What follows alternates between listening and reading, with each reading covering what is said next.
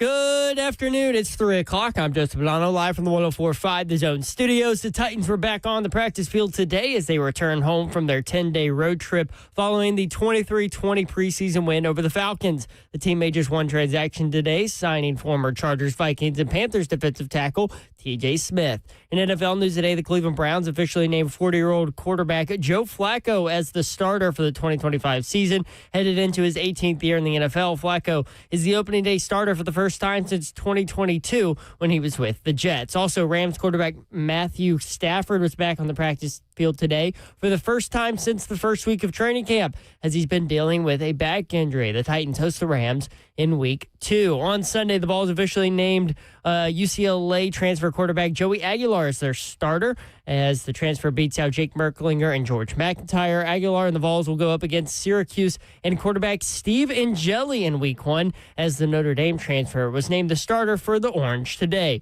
For our foundation repair, whatever it needs, you need to visit USSTN.com. Breaking news at once on your home for the Titans and Vols. This is 104.5 The Zone.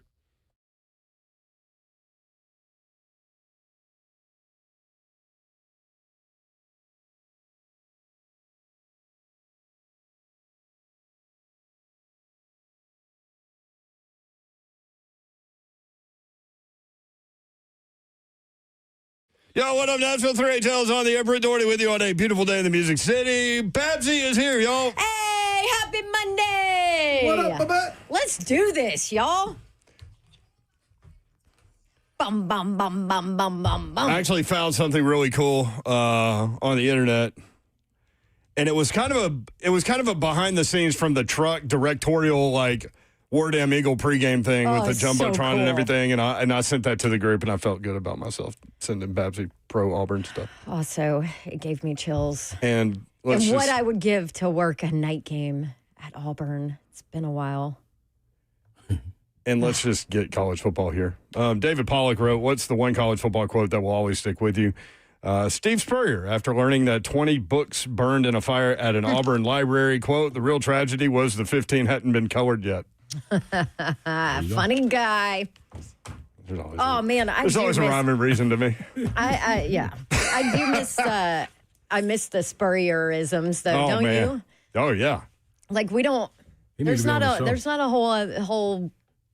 Drinks the guy, but he's in Como, Missouri, and I know if he was at Florida or Georgia or Tennessee or something. Missouri fans are great, and all these things. They just don't power through the rest of the conference. You know what I mean? And they win tons of games and all that. It's not that. It's just like he was at Florida. They win tons of games, and people still ignore them. Yeah, and that's a good point. Yes, and I hate it for my Missouri friends, but it is what it is. But crazy. Yeah. But he was so smart about, like, you can't spell citrus without UT when Tennessee went to, like, 2 out of 3 Citrus Bowls. And then Peter Warwick and those guys got busted for, like, taking Foot Locker stuff. And he's like, Free Shoes University, FSU. I mean. Do you remember? Pretty good. Wasn't he the one that always said, I want to play Georgia early because, they're going to have a bunch of guys suspended from off-season a couple of games stuff. from off-season crimes, yes. Yep, it's here, y'all. College football Saturday begins with a game in Dublin, Ireland, and we've got 2 ranked teams. As a matter of fact, I'll tell you about it in a second. Slay Dog is here. I'm in the building. Well, Slay Dog, how was physical therapy today? Man, physical therapy was good. My left ankle kind of swelled up on me, so I got it taped like I'm getting ready to go play a game right now. But other than that, the left ankle. So on the other leg, I don't know. Is that just overcompensation? Yeah, probably could be limping a little bit without you knowing that you're limping a little bit, maybe. Yep. I hope it is. Can I make an announcement real quick? Yeah, we can get to it later in the show. What you got? Announcements presented by Unk down the street. I thought it was your mom and them. No, that's that's a shout out. Okay. Yeah, this announcement. Hey man, I don't know who Gorilla was that called in to cover 2 before, but to say that I got plenty of messages and the conversation going that it was no dogs coming out of Nashville, and then went on to name, Jalen Ramsey and John Randall, which he confused with John Henderson. I guess John Randall. I guess we're the only 2. Dog, we can start from 90 and below. We ain't got to go 90 and up to the people that I even saw play. To speak about dogs coming out here, come on, dog. I just saw one. My guy, Frog Campbell. He was at the cigar bar when I came in. Oh, yeah? Yeah, so shout out to him. And his brother. He loves our show, too. I love how you have nicknames for everybody. So you're talking about Todd, Kevin Campbell? Todd Campbell? Kenneth Campbell. Yeah. No, not Joe Campbell. Joe Campbell. He knows him. MTSU. Yeah. Like from nicknames. That's a dog. You know what I'm saying? Oh, I've seen people walk. I know you have too. People walk up to Slade, go, "Oh, you went to school with blah blah blah blah blah," and Slade be like, "What's her nickname?" Yeah, I need a nickname. Oh, you're talking about Tree. Yeah. See, that's gonna get me. I'm right. not really talking about Tree. But yeah, don't never say that again, because that means you just don't know the history. And the first show you ever did with me, she was doing game or something, and you filled in before you were officially hired at the Zone. Mm-hmm. And we spent 3 hours talking about the history of Nashville 3 hours sports. Yep. And all the dogs. Yep. I mean, we could spend this entire show talking about it. You don't have to make it to the league to be a dog. No, but dude, it's crazy. But it's not just football, though. I mean, it's everything. Major League Baseball. Yeah. Track, every single Gorilla thing. needs to put some respect on Slade. I'm just saying, man. Like, don't. you should be careful with that one. That's. Let's get the show started. Scoop says all types of dogs come from here. Come on, man. That is true, Scoop. Let me hit on this real quick, and then we'll get to y'all. If y'all love Titans fights at practice, there was one today, purportedly, allegedly. So we'll talk about it. Point spreads. Number 22, Iowa State against number 17, Kansas State. And the two quarterbacks kind of mirror each other a little bit. Rocco Becht at Iowa State, Matt Campbell, the head coach. Mm-hmm. Check out the stats. 25 touchdown passes. Avery Johnson, quarterback, Kansas State, 25 touchdown passes last year. They had the same number. One guy had 9 picks. One guy had 10. One guy had 8 rushing touchdowns. One guy had 7. 11 a.m., Dublin, Ireland, Saturday. Ooh. Kansas State favored by 3.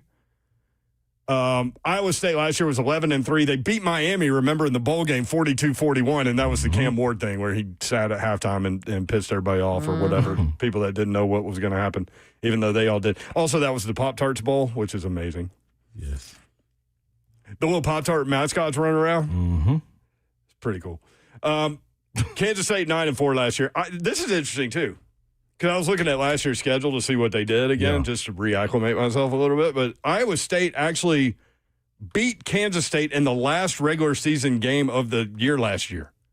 And now they play in the first regular season game of this year. So they literally are playing in back-to-back regular season games.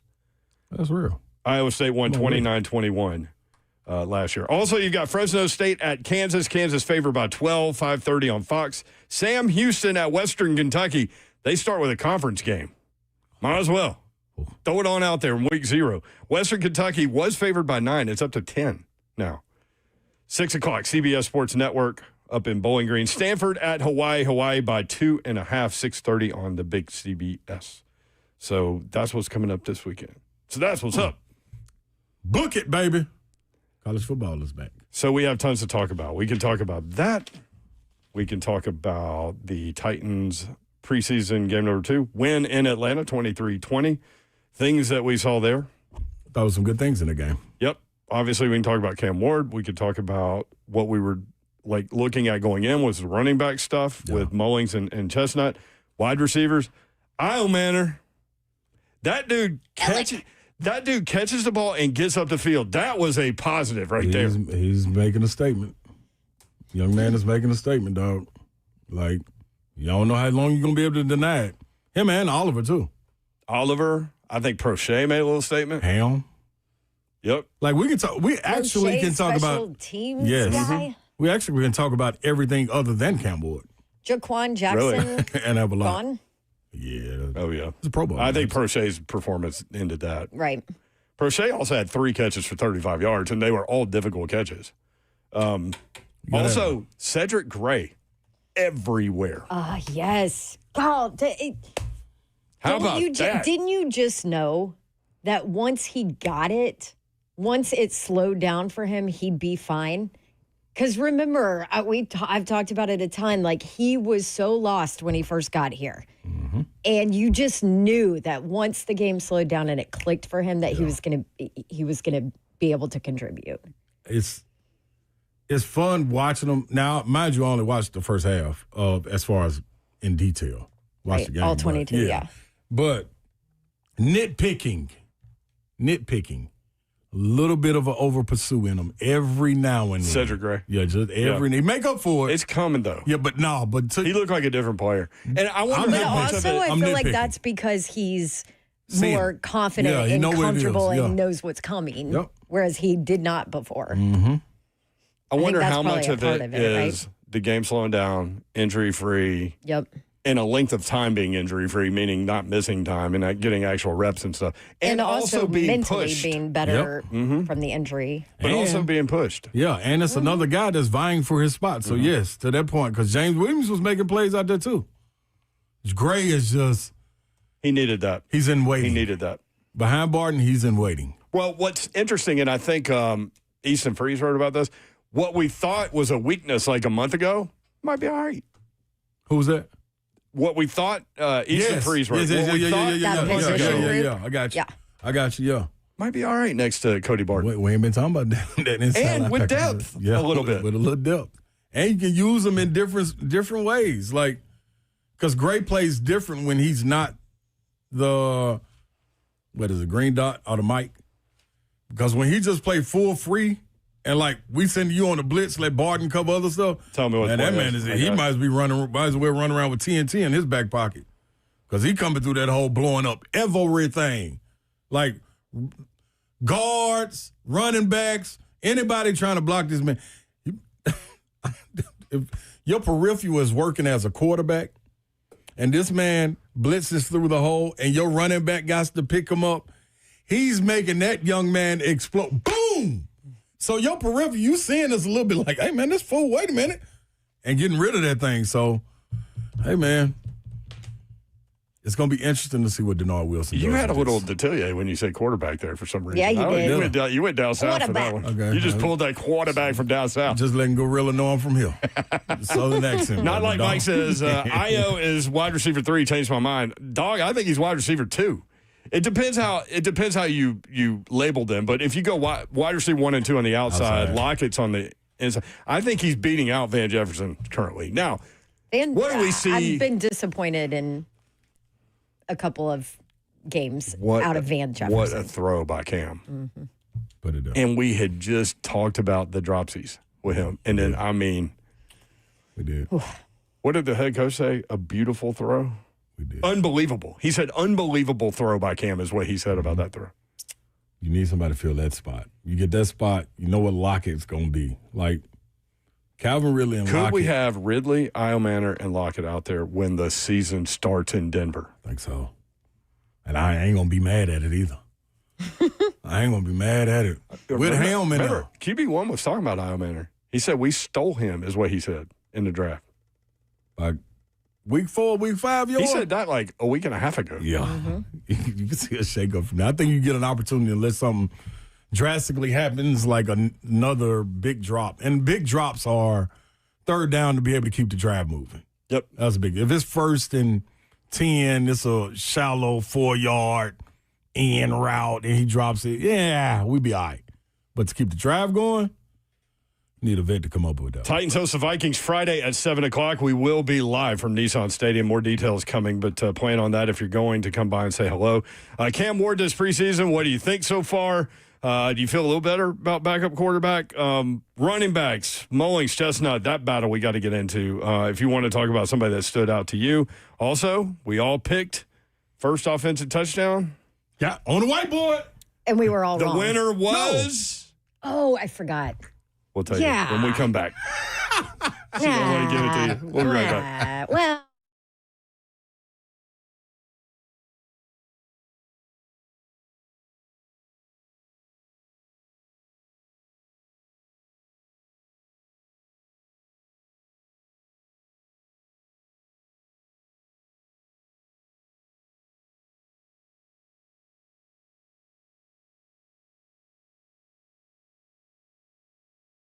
All right, sometimes it is time to upgrade those things in your home that maybe you don't really want to spend money on, but you know you have to. maybe your windows and your doors. It was time for us in our rental property and our home. And I will tell you that I have loved the experience of working with Pella Windows and Doors of Nashville. I did all the research for you. I went through all the companies, and even before they were here on this station, I chose Pella Windows and Doors of Nashville. And you might be surprised to learn how affordable replacement windows are from Pella. Even more affordable because they let me do the Dawn deal. Every month it changes. And for the month of August, here is your deal. No interest, no promo payments due if paid in full within 24 months. And on top of that, 50% off qualifying installations. All you have to do is schedule your free consultation with Pella Windows and Doors of Nashville. Tell them you want the Dawn deal. They'll take care of you, and you can easily do it online. That's PellaNashville.com. I want to tell you about Gupta Dodge Chrysler Jeep Ram. If you are in the market to buy a new vehicle, make sure you include Gupton in that process. If you haven't begun the process, begin there because you'll end there. Daniel Gupton and his crew ready to help you out. Just let them know what you're looking for, whether you need more room in your vehicle, maybe you need something cheaper, better gas mileage, whatever you're looking for, just let them know, and they'll point you in the right direction. Incredible selection of new and pre-owned vehicles right there waiting for you. 3450 Tom Austin Highway, beautiful Springfield, Tennessee. About 30 minutes from downtown Nashville. Again, just go tell them what you're looking for. They'll point you in the right direction. Take your test drive. Go inside. They'll help make the numbers work, and it'll be that easy. 3450 Tom Austin Highway, Springfield, Tennessee. About 30 minutes from downtown Nashville. Check them out online, GuptonMotors.com. All the dealership information is there. Address, phone number, all the deals they have going on, such as these. 20% off MSRP on select 2025 Ram 1500 models.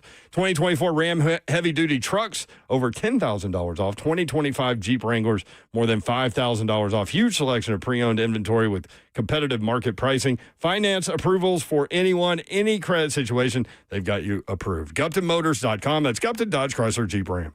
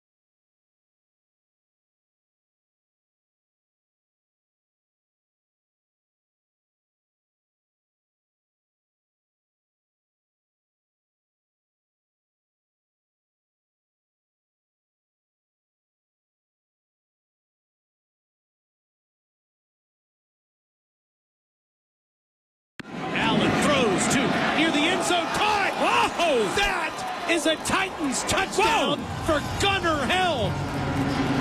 Wow, what a grab by Helm in traffic there. And his first touchdown as a Titan for the rookie. TC with the call. Coach Mack with the reactions. Love it. They're in full throat, so to speak, as we get ready for the season. Again, Titans-Vikings coming up Friday. Kickoff set for just after 7 o'clock. Titans radio coverage begins at 6. We will be broadcasting live from outside Nissan Stadium, so come by and see us if you are out there. Come say hi to us. Why are y'all getting so frustrated? It's going to be hot. Is Zeph supposed to turn y'all's mics on? He usually does. Turn mine on. Hey, there it is. Thanks, Zeph. He used to. He's been out of town these last 2 weekends. Y'all sound like he's like Titans radio now, and he's like, oh, well, you know, whatever. So much on his little 3HL. plate. Remember when I'll Zeph, just stop doing my Didn't Ross have job. the same issue on Friday? It's because his button is messed up. Oh, yeah. It's always something. Here we go. Where's the button? Excuses. Excuses. It's sticky. I can feel the stickiness in the button. That's disgusting. What got spilled into the board? That's the question. I 'cause don't know. Management is not enjoying this conversation.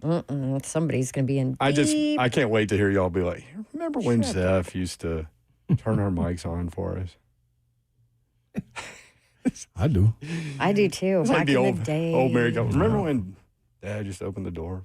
You know. Get off my lawn. Old Zephyr. That's all right, Zeph. Browns have named Joe Flacco starting quarterback. Oh, Flacco. Big surprise there. I think he's 40, right? Yeah, every bit of He's a it. man. He might be 44 or something. Every 40. bit of it. 40? 40 on the Only? dot. He's the second oldest quarterback in the NFL currently. Flacco look way older than 40. Aaron He Rodgers does, is man. 41. I was like, who? Flacco looks like he's sipping on lemonade on the front porch and people just walk up to hear the stories. And then be like, matter of fact, go play on Sunday and show me. All right, I will. Dude, he's going to be 41 in January, though. Like, he's halfway there. That brother got some years on him. More than halfway. He's got that brother got some years on him. He do, man. Tell you. Cut him open, count the rings. Man, better believe it. So TC with the call there with the touchdown to Gunnar Helm. Slay wins, first touchdown. Let's go, baby. Now, should we throw it up for I'm willing to give you the first touchdown. I've got to get it. I asked who's going to score the first touchdown, and so Slay went Gunnar Helm. Babsy went Cam Ward on a run, not a called run. Not a called run, yes. Not a called run. Yes. Because why would you do that? Right. In the preseason. I went with Mullings. And Zeph, who'd you go with? I was Zelf, not here. No, yes, you were. Zelf via Ross went DK. That's right. What? That's right. Ross didn't ask me. Yeah, well, y'all work together right now. So they get the Y'all are defensive touchdown. So That does can't the count. defensive touchdown count as the first touchdown? No way that can count. Or should we have said first offensive touchdown? Or is that how everybody took it? That's how we thinking. Nobody's thinking. Nobody's going to say, There's no Cedric way Gray, first there's touchdown. no way I would have pointed that defense is going to score this. How would Vegas take it? Well, This is a good thing we're not in Vegas. see, we're actual living, breathing, caring, feeling humans in here. Listen, this is, yeah. Except for her. What would Todd Don't group us together, Mayor. Yeah. If you asked Todd Furman who won that, well, who would Yeah, he say? he's in Vegas. That's Vegas, though. This was for conversation. Listen, you weren't even here. Right. Shut it. Don't group us together. This is Zephyr. So Anyway. how about Gunnar Helm? 25-yard touchdown catch. He had 4 receptions, 48 yards, and a touchdown. He looked tight out there. Were they all on that drive? Hold I on. think it all think was they're on that drive. Yeah. What did you say, though? You just said tight end. No, you we made made me him pick. specify. You Oh, the I one did made me make him pick. Yep. Okay.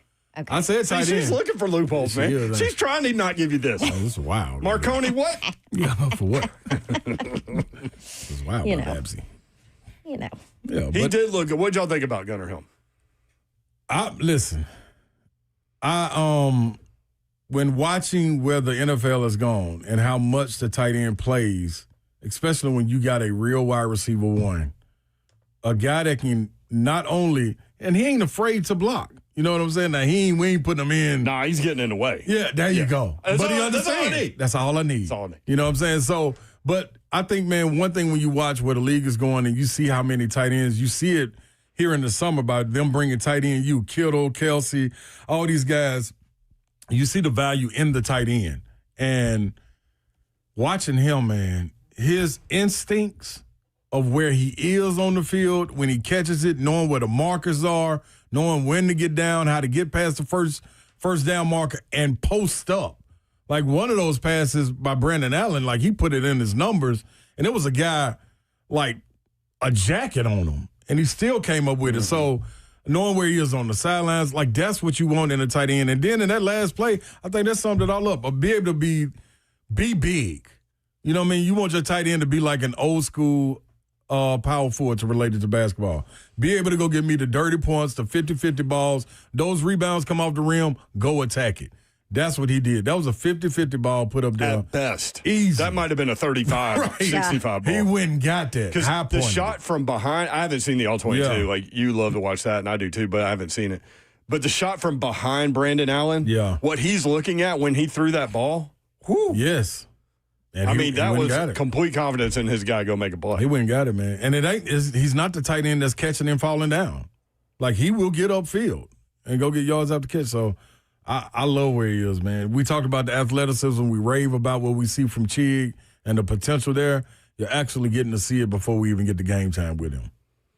Steven said, did you guys see the close-up of the catch? The defender put his hand over his eyes. Yeah. Covered him up. Don't even look at this when you catch it. Okay, I'll catch it anyway. The strength, when he put those mitts on that ball, it wasn't coming out. He had a nice one today in practice, too, that the Titans just put out. Speaking of practice today, multiple people tweeting about this. Cam Ward hit Calvin Ridley for a corner touchdown. I saw it first from Easton Freeze. Ward running toward the end zone, shoved Big Jeff in the back, give a little hand sign. Simmons went running after Ward and gave him a 2 open-handed push in the back. Mm-hmm.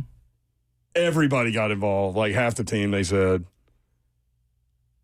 Simmons left. Was escorted out. He was escorted. So he did not leave on his own. Teron Davenport gave a little bit more explanation to this. So the play before, they had a run play. I think it was Chestnut ran for a touchdown. J.C. Latham put Simmons on the ground on a really good block. Simmons was not having it. Latham got in his face. So Simmons was already upset going into that last play. And then Cam Ward went in there, touchdown, got in his face, started shoving. So Simmons got a little hot, and Cam teased it. See, here's the problem with these little skirmishes like this. You only get what happened in the moment. Like, I want to know what led up to this. Or if this is just them jawing back and forth or whatever. I'll tell you what led up to it. It's 110 freaking degrees out there, for one. Two, those two have been jawing at each other for the last 2.5 weeks since camp started. Even though it's all in fun, whatever, they have just been going at it. Mm-hmm. So you put that with the heat, with Big Jeff having his back to Cam and Cam putting his hands on him, and that's exactly what led to it. Even though they were, at one point they laughed, whatever, it's still like, it's freaking hot, and you just piss me off. Braden Gaw got this video. This is Jarvis Brownlee Jr. talking about what happened. Mentality, but you never want to see your quarterback in the middle of those type of things. But when it do happens, it just shows you the level of dog he got him. He ain't gonna take nothing. It shows you how much he cares about his offense, how much he cares about winning, and same goes for both sides of the ball with Jeff and him. You get that same attitude, that same confidence, that same edge each and every day out of those two guys. They never change. So that's what you expect. But when it does happen with our quarterback, we try to break it up as soon as possible, fix it as soon as possible. But for me, I feel like it's a great thing. When you got great teams, man, brothers fight. And at the end of the day, as long as we all got each other back, we all connected, we all got that bond, and we all got that same connection where we going to fight for one another, then that's the most important thing at the end of the day.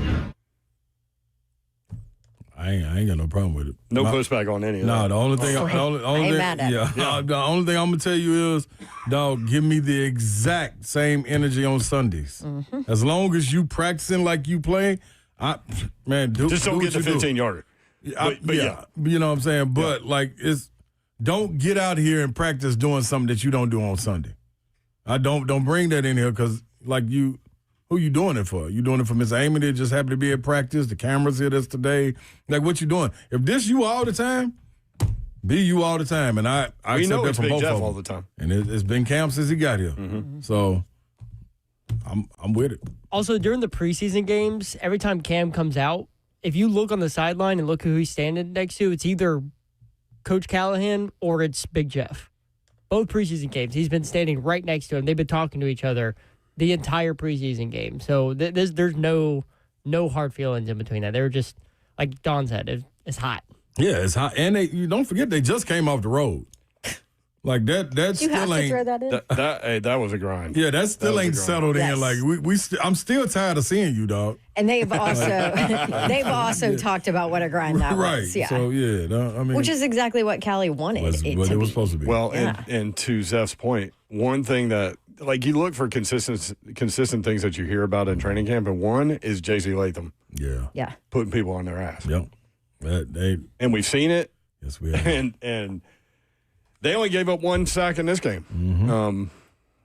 Yep. So, yeah, Cam, 3 series in this one. So far, he's had 5 drives in the preseason, 7 points, had the touchdown drive, 7 of 15 so far, 109 yards. Where are we with him, do you think? He's got one more preseason game and then Denver. Denver's here. Yeah, I open it up a little bit more. It'd probably go to a quarter for me.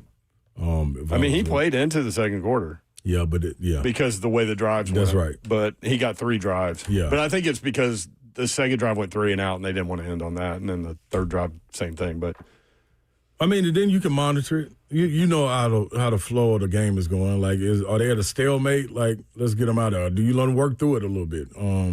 I would say, man, I can't wait to see them again. And I know we're gonna hit on it later in the show. But with some of them holes that they were opening up, man, I would love to see Tajay Spears and Tony Pollard, what they would look like. I am really excited about the run game. Yeah. I am. Well, and how much does that complement the pass game? Right. Yes. Exactly. Because it's not like the Falcons were, fitting run blitzes in there. They're not worried about it. Yeah. I think other than getting to work, if that game was a game and it was going to that way in the first half, I felt they would have ran the ball a lot more. He just, again, it goes back. We talked about this before. Like the foundational things with Cam Ward are there, and we all see them, and like the competitiveness and the leadership and all these things. Yeah. And I can't predict like stats, because he's going to have moments. He seems to be the kind of guy that's going to have hot moments too. Like when he gets hot, he's going to like almost like a 3-point shooter. Yeah. What I have noticed about him in these preseason games, and I noticed it in the second game, maybe y'all did too, he looks completely comfortable. It looks like it's slowed down. Remember the 1 rep in the first game where everything sped up and Greg Cosell said he went through his progressions too quickly and then escaped the pocket too early and ended up throwing it out of bounds? Yeah. I didn't see that in this one. I thought there was progress from that standpoint. And what did I say on Friday? I wanted to see like less of the weird feet. Yeah. Less of the panic feet. Yeah. And I thought it looked better. I do. I think you give all of that. That's a testament to the offensive line, the work they've been putting in. Because you don't get like that unless you've been watching film from the past, watching some of the guys play, and you watch them, how they were coming off. And you take Will Levis, for instance, like he didn't have an opportunity to sit like that and throw. This offensive line went back, looked at it, did their homework, and understand it, man, we got to make him comfortable as possible. Even when they throwing blitzes in and whatever it may be, like the offensive line did a good job, man, of making him get comfortable. I felt something like inside my collar. I thought you were going to throw something, but I just reached and pulled it, and I thought something came off my shirt or my chain or whatever, and it was like a bug of some sort, and I threw it across the room. What kind of bug? I don't know. It wasn't in my fingers long enough. It was a tick. It was not a tick. Well, listen, I got some tick-borne illness, I'm sure, from that little guy that was on my ankle. Do you guys feel better about the backup quarterback situation now? With Simeon instead of, what was his name? Tim Boyle. Yeah. Yes. Even though we don't ever get to it, but. I mean, you're not winning games, but, I mean, Allen threw the pick, and then after that, you don't feel good about it? Why? Because Tim Boyle's gone?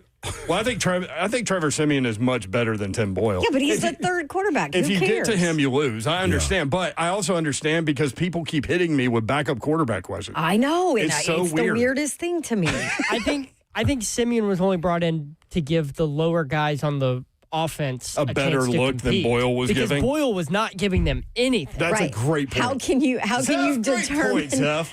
determine the bottom of your roster and the end of your roster if Tim Boyle is the one throwing to him? How about that? Now that's the old Joseph right there. Yeah. Good job, dog. That's the Why'd you use my full name? That's the Zeph that used to turn on your mic. Yeah, that's the one we knew when he first got here. Hungry Zeph. That's okay, Zephyr. Good job. That was Cedric Gray, Zeph. Yeah. No, that was good. You're absolutely right on that. Brandon Allen, 11 of 14, 119 yards to the touchdown, the interception. I was so impressed with the decision to let that ball go to Gunnar Helm. And it could have been intercepted. It could have. But, let your guy go make a play, man. Yep. That pass where he threw the interception, he should have hit the running back underneath. Mm-hmm. Everything would have been fine. Trevor Siemian, 4 of 7, 34 yards. All right, Mullings and Chestnut. What'd y'all see? You want it first, Babsy? No, you can't. Listen, dog, I'm telling you right. You finna come out the backfield. What you doing over there, bro? He's trying to see where that bug is. See what kind it was. Yeah, I'm gonna tell you what, man. I'm pleased with both. I'm still more of a fan of Mullings because I've seen Chestnut know what he can do. Me too. I'm good with him, but I don't know if that's a change from what you get in Pollard and Tajay. That's my own. If I'm trying to make an argument for it, that's my only one. I like Mullins, man. Like you're saying, Chestnut is a change of pace back. Yes, he's good out of the backfield. Mullins doesn't give you that. Mullins give you some power. Right. You know what I'm saying? Get between the tackles, get busy. I like Mullins in there. Yeah, I like Mullins. Here's the thing. To me, they look very similar, not in stylistically, but in terms of what they gave you on a run. But one guy's a rookie playing a second preseason game. The other guy's a multi-year guy. Right. So at that point, supposed to see it like that. You might change it up and get younger. Well, I'm not mad at that. I'm not mad at that. Not dog and Chestnut. He's out there working hard. I'm going Mullins though. The only thing that I worry about, which I haven't watched closely enough to see it, is pass pro. Yeah, that's the only. I need to look at that too. Yeah, that's the only concern when you go from a Chestnut to a Rook. Mm-hmm. That's definitely true, and I didn't pay attention to that. That's true. I did see that there was a Mullins miss. Actually, I think 2 in their first game when it came to pass pro. I will say though, he doesn't seem like the one to make the same mistake twice. Right. You know what I'm saying? Like he learned, I thought, from that first preseason snap, that dog, you can't wait in the NFL. Like you got to go. You got to go. If the hole is open, you got to hit it. Do not wait like you need something to open up. Because it will be gone. It's gone, and it ain't coming back. So I thought he learned from that. And like you said, I got to go back and watch the pass protection. But yeah, because that's the only thing that I would be concerned about. Because when you're talking about your third running back, that's right. You sure as heck better be able to pass protect. Well, and again, you're talking about a third running back, but right now he's a second running back. Yes. So in the chat. D is like Tajay is just injury prone. Do we think Tajay is injury prone at this point? I'm not ready to go there with him. I'm not quite there now. Burks, yes, that's injury. But see, that's an injury time. prone guy. That's missing real time. Yeah. Here's it's a lot of nicks. Right. I think that can accumulate to you missing 3 or 4 games, maybe a year right now. But I don't want to say that yet. You know what I mean? Injury prone. That means you out of here. You're down. Mm-hmm. And you hate to put that moniker or that label on anyone. That's tough. This is year 4 for Chestnut, by the way. How about that? He plays like it. He do.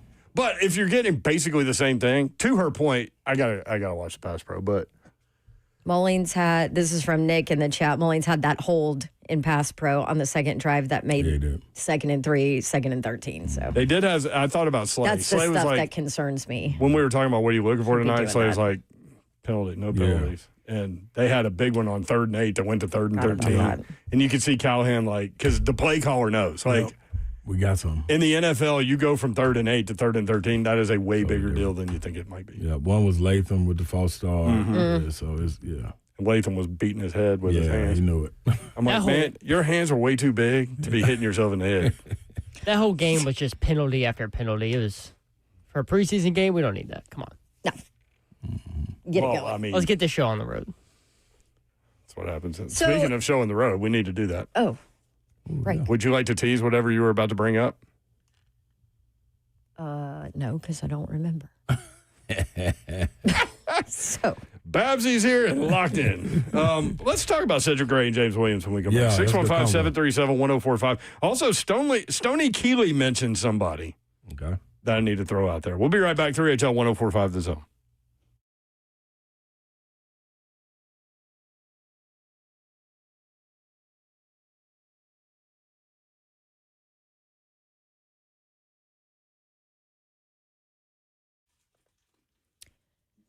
You know that life can change in an instant. A car wreck, able to throw everything off if you are involved with one. And, you know, maybe you're injured and you can't pay your bills. You can't go to work. You can't get to your job. Your peace of mind is gone. Your mental and physical well-being you're struggling there. That's when you need our good friends over at Bart Durham Injury Law, because they are going to make sure to fight for you. Marine veteran Blair Durham and his team have been fighting for folks in Tennessee for years, making sure that insurance companies pay up. They have no upfront cost. There's no waiting around, just real people making sure you get what you deserve. So if you have been injured in a car wreck, don't wait. Call BDIL 615-242-9000. They are here 24/7 for you, and they are ready to fight for you. That's Bart Durham Injury Law at 615-242-9000.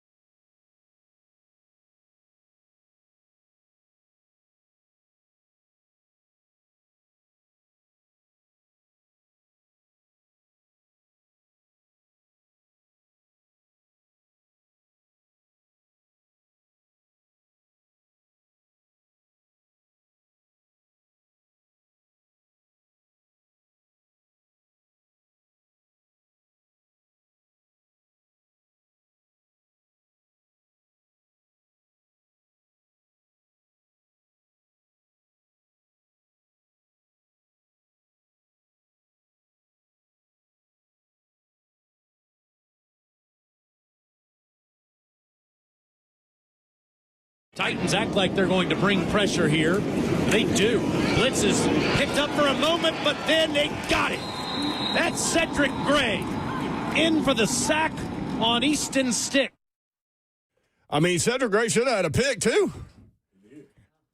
7 tackles, half a sack, tackle for loss, quarterback hit.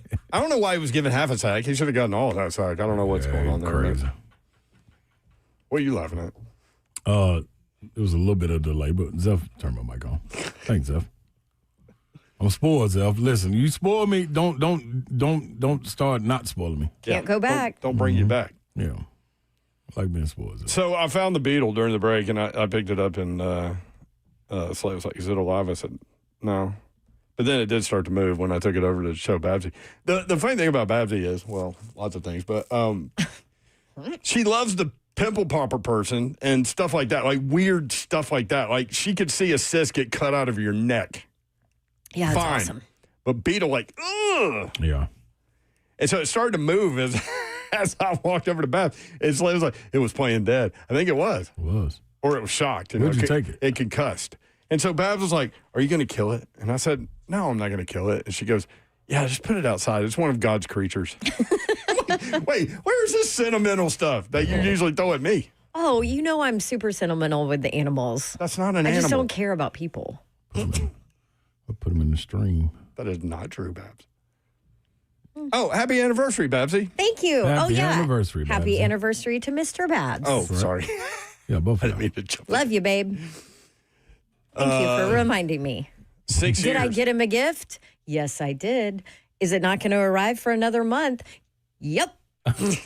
Right on brand, baby. Hey, if it takes way too long, maybe he'll forget and you can just give it to him for Christmas. Yeah, Oh, great idea. that's a problem, too. That's a great idea. 615-737-1045 if you want to talk about anything football related. It is college football week 0 week.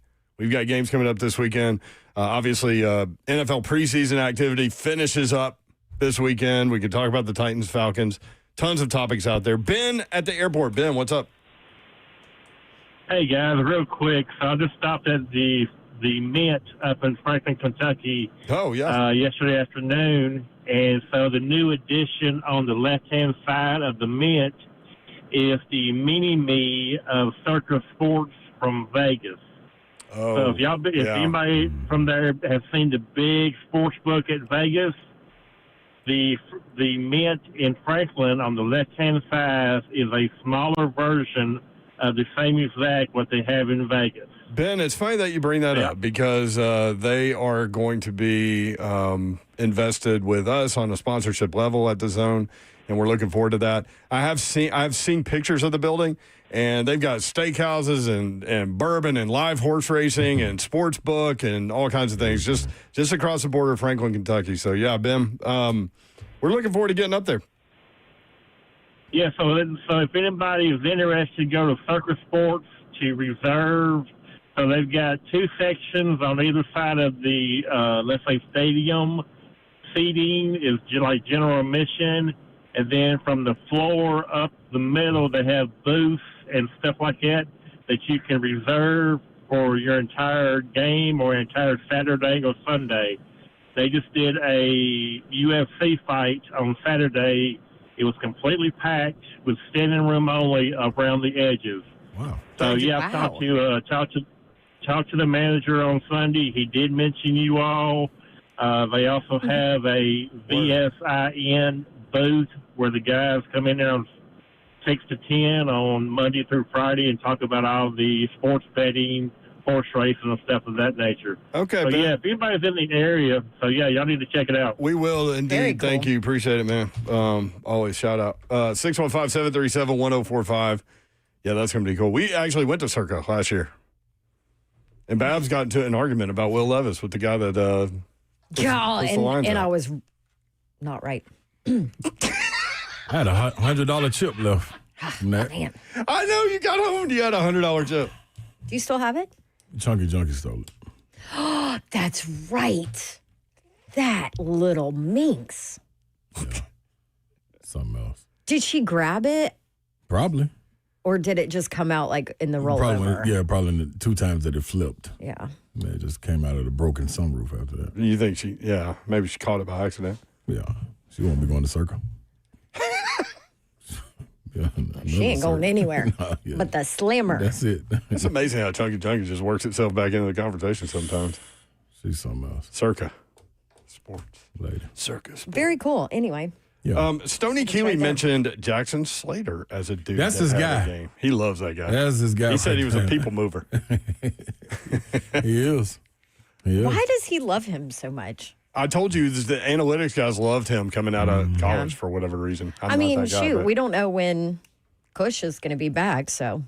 He practiced. He did 9 on 7, 7 rows of 9 or something like that today.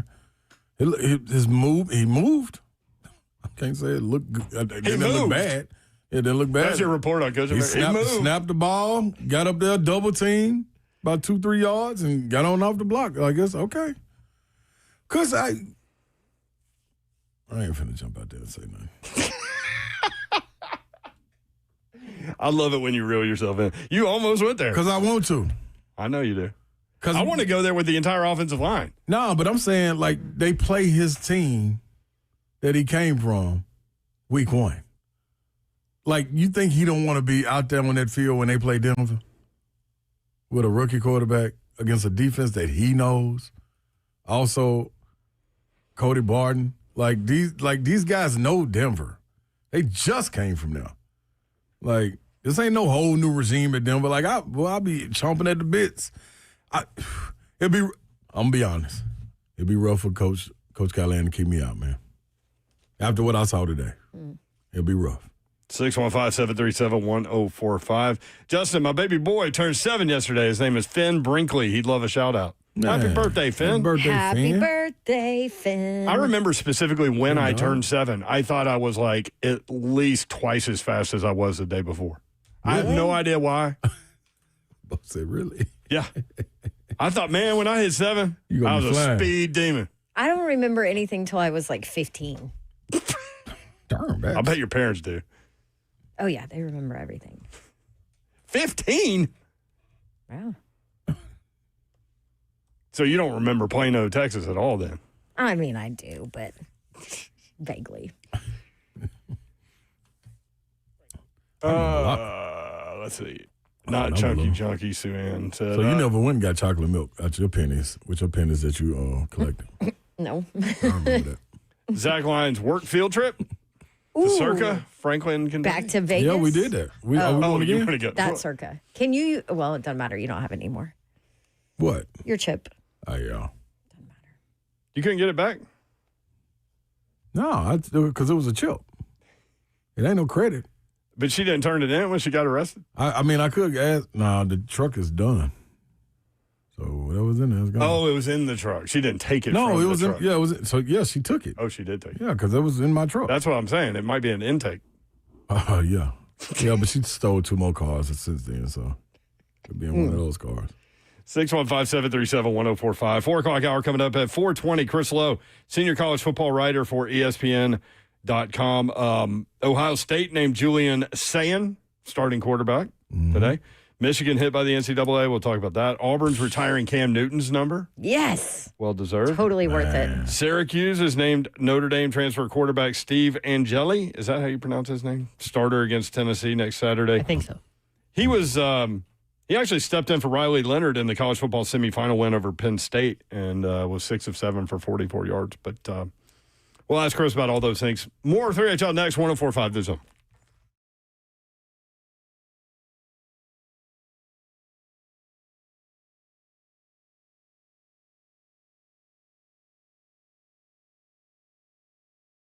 All righty. What's happening, good people? Low T. That's what you need to head to. FixMyLowT.com. Low T, they're reinventing men's health care. Also, throw in women's too. You know, because when it comes down to you getting right, women, you can do the same thing. You know, it's all about having your levels right and checked and understanding exactly what's going on. Testosterone is a real thing. It can benefit women as well. So other treatment options are available to help women balance their, first of all, I'm going to say women right. Women balance their hormones, and bring balance back to their life. With in-center and at-home treatment options available for women, find out which is right for you when you speak with one of the providers about injections, tropical creams, and pellets. Ladies can come in to the centers, get a test that includes a full hormone panel and further analysis to treat the whole patient. It is really understood, man. The fellas, y'all know I've been talking about this for time after time after time. It's real, and it's right there for you. You got Hendersonville and the one in Brentwood. All you got to do is go to fixmylowt.com to get your appointment today.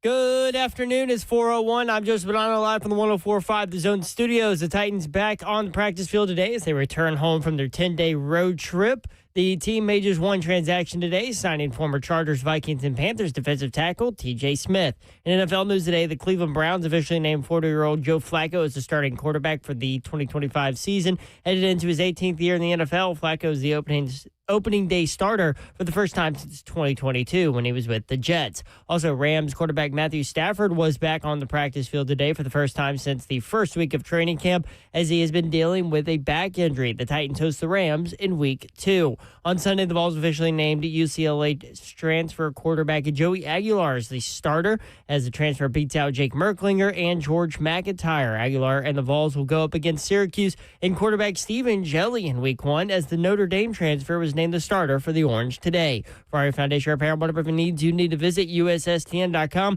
Bring news at once on your home for the Titans and Vols. This is 104.5 The Zone.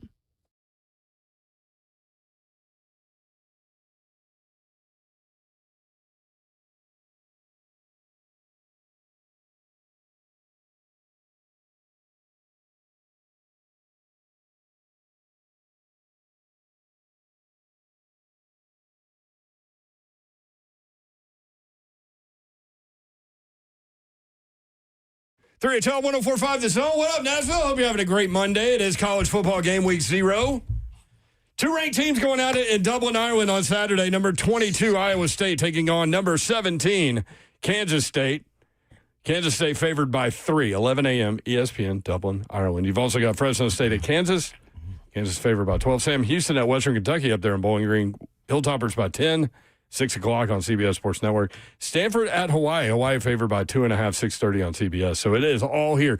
We also have Titans and Falcons. The win for the Titans over the Falcons, 23-20 on Friday night to talk through, if you would like. 615-737-1045. You can watch the show live on YouTube, Facebook Live, Twitter, and Twitch. Twitch, please. Thank you, Babsy. There she is. The Infinite Bake Chat is open, and Babs is here.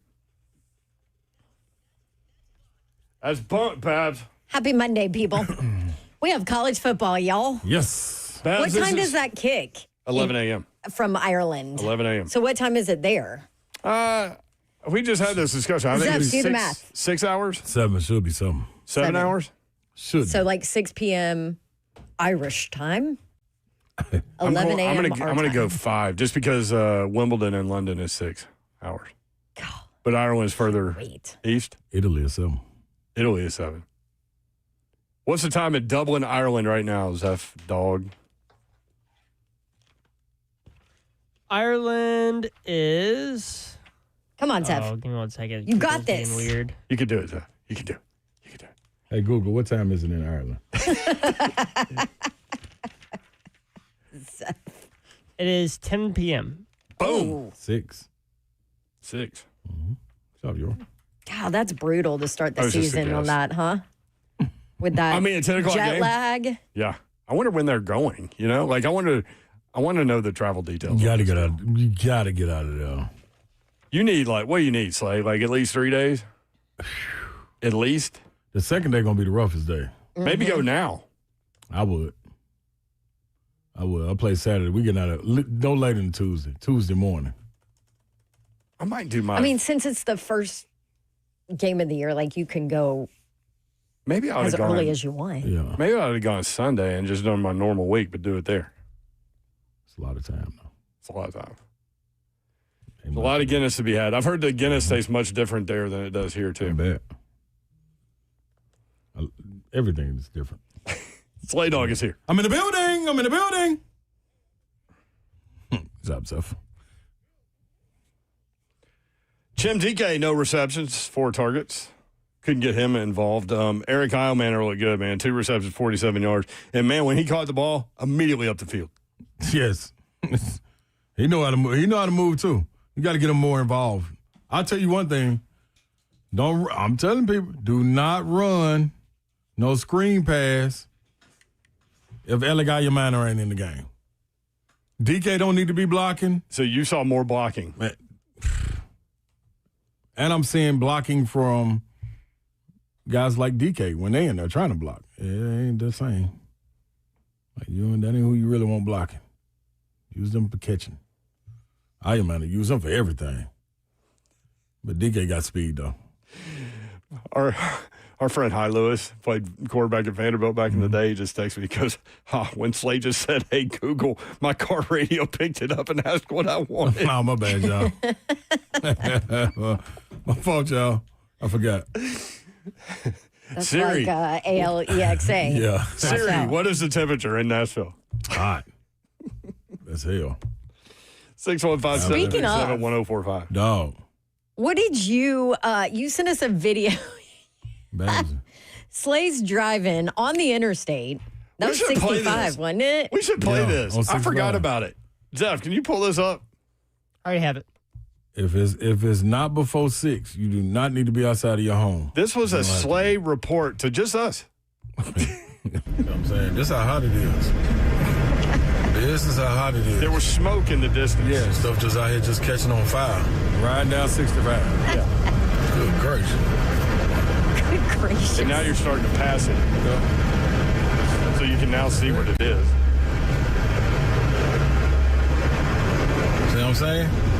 See what I'm saying? This how hot it is. That's how hot it is. The grass is on fire. That's how hot it is. I'm telling you, man. See, I was hesitant because I was like, man, I hope that ain't no car. I hope that nobody. Well, that's what I was wondering in your video. Yeah. If it was a car. But then you get up here and ain't no cars, but the little ambulance. And I mean the fire truck cooling the grass off, man. Like the grass was hot.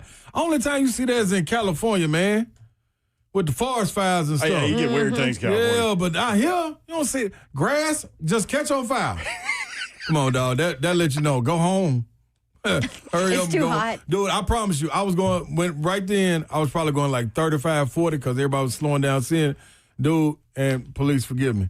Man, I think I was in the 65 trying to get on up to the 70. I was going about 80.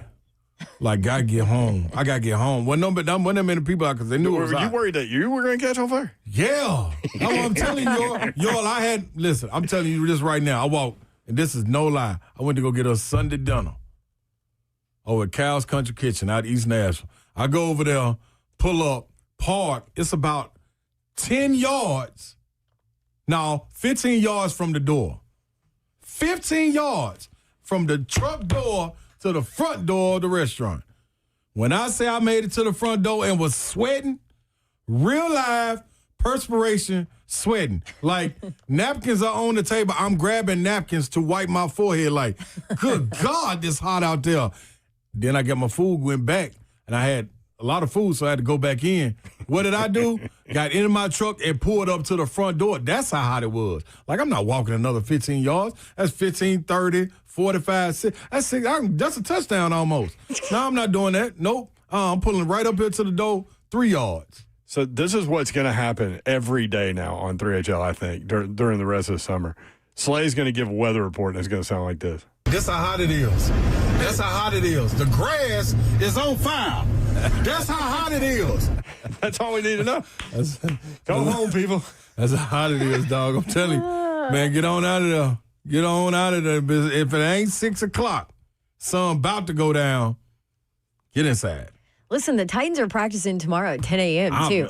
Like none of this 7, 8 a.m. when they started camp.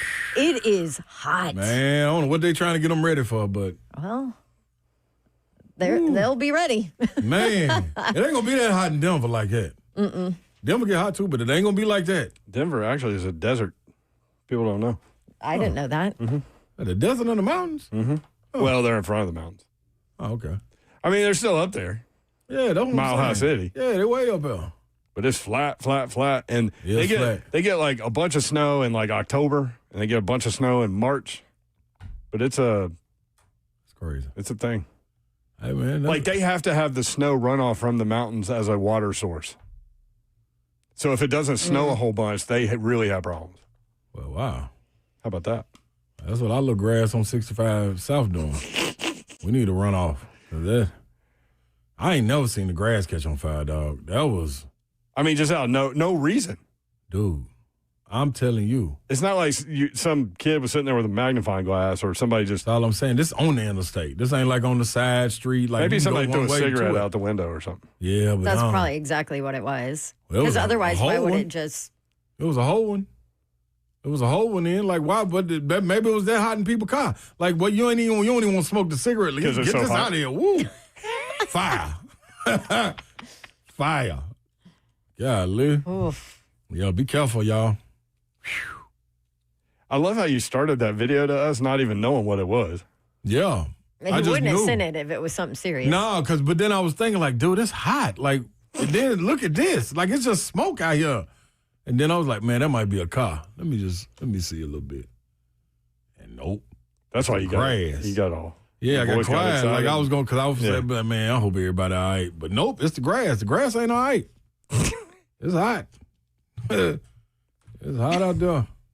So I'll play a little audio from Jeff Passan, who was on Pat McAfee's show. The baseball commissioner, Rob Manfred, said yesterday expansion is coming and that divisions could get realigned, geographical realignment.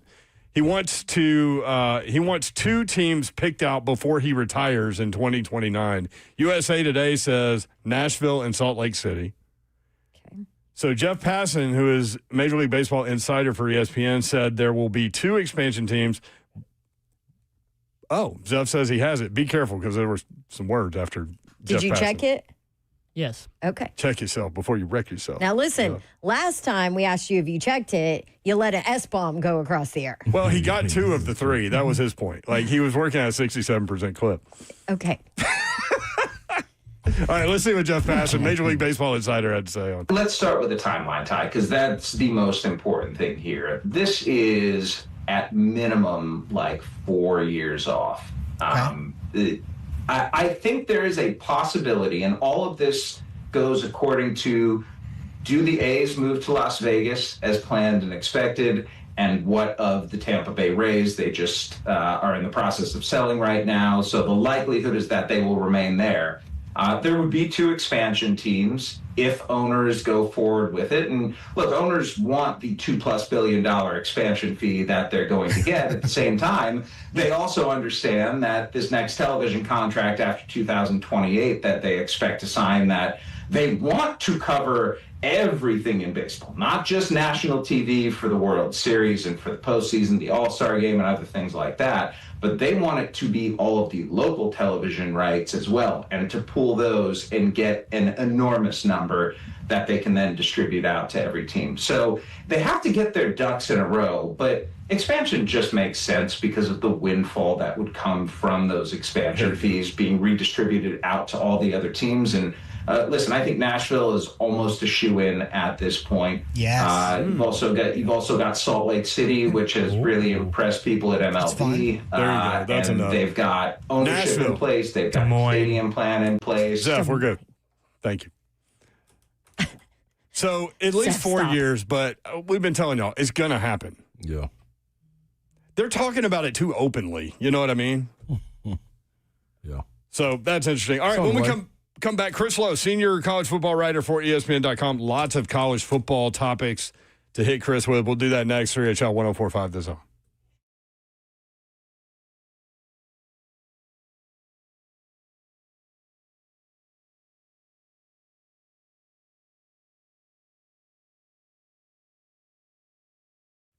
Two Rivers Ford wants to go ahead and let you know about zero, Z-E-R-O, zero, as in zero money down, zero payments for 90 days, 0% financing for 48 months on most models, and zero on regularly scheduled maintenance, because Two Rivers Ford is just going to throw in a 2-year complimentary maintenance plan. How about that? You cannot beat any of this. It's the Zero Summer Sales event happening, and it's going on right now at Two Rivers Ford. Two Rivers Ford, their salespeople don't work on commission, which, you know what that means? It means zero pressure.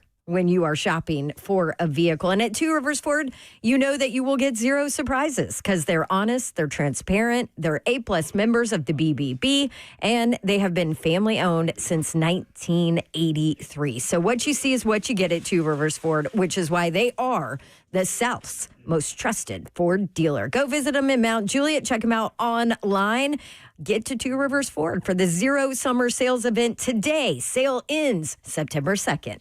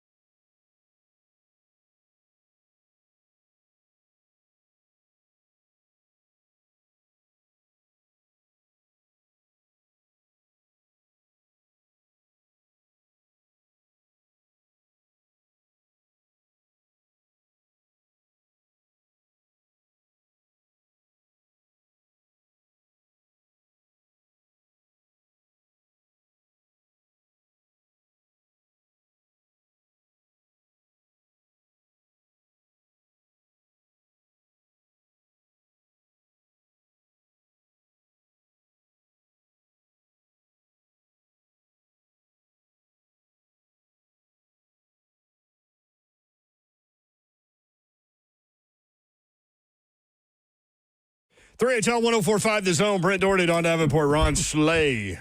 Executive producer of 3HLSF. What's up? It is official. Tennessee coach Josh Heupel has named transfer quarterback Joey Aguilar starter in the opener against Syracuse. Syracuse has named Notre Dame transfer quarterback Steve Angeli starter for the Tennessee game on Saturday. So 2 transfer quarterbacks. Oh, the life of our transfers. That is true. Chris Lowe, senior college football writer for ESPN.com. About 9 months ago, maybe even 6 months ago, we wouldn't have thought this, Chris. No, not. I don't think anybody would have.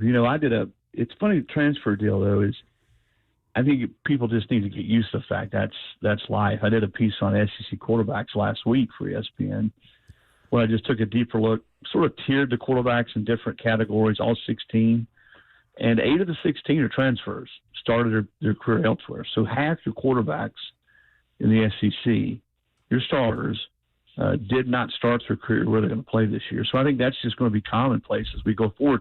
I would say in 2 or 3 years, you may have 70% or more of your quarterbacks will be transfers. Wow. I mean, I think that's probably true. So Ohio State names Julian Sands starting quarterback. Not surprised there, are you? No. I mean, you got a kid like that who's talented. I mean, everybody wanted him. And there's nobody else that's clearly a guy who's been there for several years and has played some on some of the bigger stages. I mean, I think you always go with that kid who's more talented. Because I always say this, the players know when you're out there for a whole preseason, they know who gives you the best chance to win. They know who's talented when a play breaks down. They've seen a kid's arm strength. They've seen him, in scramble situations. And I think this kid is that kind of player. And so I'm not surprised at all. And I think more and more now with the portal and just this era of college football, you're not going to wait to get guys on the field. I mean, think about it. Heath Schuler was, a redshirt sophomore? Yeah. Before he ever played? Right. That would never happen now. I mean, it's almost miraculous, really, when you think about it. This is Arch Manning's 3rd year on campus at Texas. I promise you, will be the exception going forward. So what do you think about that matchup? So you've got a first-time starter for Ohio State. You've got Arch Manning, who's coming in with all these accolades, and Paul Feinbaum, holding his cape for him as he walks into the stadium. What do you think about that matchup? Ohio State is slight favorite, basically home field. That's going to be a good one. Yeah, Paul's sort of the modern-day version of Bino Cook. Remember Bino Cook, the old Notre Dame quarterback? Ron Paulus is going to win 2 national championships. Or two Heismans. He said 3 Heismans. Was it 3 or 2? He said 3 Heismans. Wow. See, you're more active than I am. I got to win 3 Heisman trophies at Notre Dame. So you got Paul's, and Paul's sort of the modern day version of Bino. He's got Arch becoming the best Manning of all. But to answer your question, who protects whom the best? We'll see. Because both defenses are going to be elite. Mm-hmm. Oh yeah, no, both defenses have recruited, and even losing some of the guys they lost on defense. Ohio State lost a bunch of guys, but they got some key guys coming back. They lost both their ends. And then, Texas is one of those teams that I think what Sark has done there, and he told me he anticipated, even before they knew they were moving to the SEC, he knew if they were going to beat SEC teams in the playoff, in the postseason, they better be deep in the lines of scrimmage, and that's the way he's recruited. He's got a defensive end in Colin Simmons who played some last year, but I think he'll be elite this year as a pass rusher. Anthony Hill Jr., who they will use in a lot of different ways at linebacker. He's a great run stopper. He can rush the passer. Will be, I think, one of the best 10 players, certainly one of the best 10 defenders in college football this year. So, both defenses will be good. So, which one of those kids, Manning and Saying, can take care of the football, and probably who plays better around him. We were both right. It was his quote was, Ron Paulus will win 2, if not 3 Heisman trophies. Okay. All right. So we'll both take credit here. Yeah. He won 0, but that's okay. But you look, let's go back to Saying for a minute. We get caught up, and I'm as bad at this as anybody. And looking at the quarterback, well, this kid's got this years of experience. Mm-hmm. Well, who's coming back around him? Well, Ohio State, Julian Sayers got a guy out there on the perimeter by the name of Jeremiah Smith. He's a total freak show, man. You talk about a guy who's big and an impossible matchup and can separate. I mean, you throw the ball up, and there's about 9 out of 10 times, he's going to come down with it. And remember, I think Carnell Tate's back too for them. Yeah. Who would be a number one receiver on 85% of the teams out there. So it's not like he steps on the field and he doesn't have proven guys around him that can go get the football. And their tight end, remember this name, Max Clare, who transferred there from Purdue. He was a big-time player there. He will come over, I predict, and be the kind of tight end when they need to move the football or convert on third down, that kind of thing. I think he's got a chance to be an All-American type player there. Yeah, I can't wait to see that Ohio State offense match up with that Texas defense, because Texas may have the best defense in the country to go along. Arch Man's getting all the hype, but defensively they're golden. Chris Lowe with ESPN.com with us, senior writer for ESPN.com. What are you looking forward to most this season, CeeLo? What if it's a game, a matchup, a storyline, SEC-wise? What intrigues you heading into the season as we start week 0? Dawn, I think it's who emerges out of the SEC as the best team or the most legitimate national championship contender. Because I don't know, if I had Slay's money, I don't know who I would go lay it down on right now. Slay don't know. No, it's true. I mean, shoot, some people are all in on Texas, and others say, "Oh no, they're not the top team in the country." Well, and this just has I always say this. I've used this expression before. This just sort of has a Kirby Smart feel to it this year, and not a lot of people talking about the Dogs and wondering about, hey, is Gunnar Stockton the kind of quarterback who leads the championship, flying under the radar? Those Dogs, excuse the pun, will be ready. I mean, I don't know that he does his best work in these type of situations. And I'm going to Tuscaloosa later this week to spend a day there with Coach DeBoer. I think Bama will be significantly better. I think they'll be, I don't want to say better coach, but I think you'll see a different approach. I think getting Ryan Grubb back there, I think Kalen's second year, Grubb, I think, sort of brings the muscle, so to speak. I just think they fit well together. And you'll see a team that's more cohesive. I think they'll be a lot better on defense than they were last year. But I'm not ruling out there's a bunch of teams there in the middle that I think that if they stay healthy and the quarterbacks play well and things fall just right for them. I mean, I think Tennessee's in that batch, LSU's in that batch, South Carolina's in that batch, Ole Miss. Florida's schedule, I like Florida.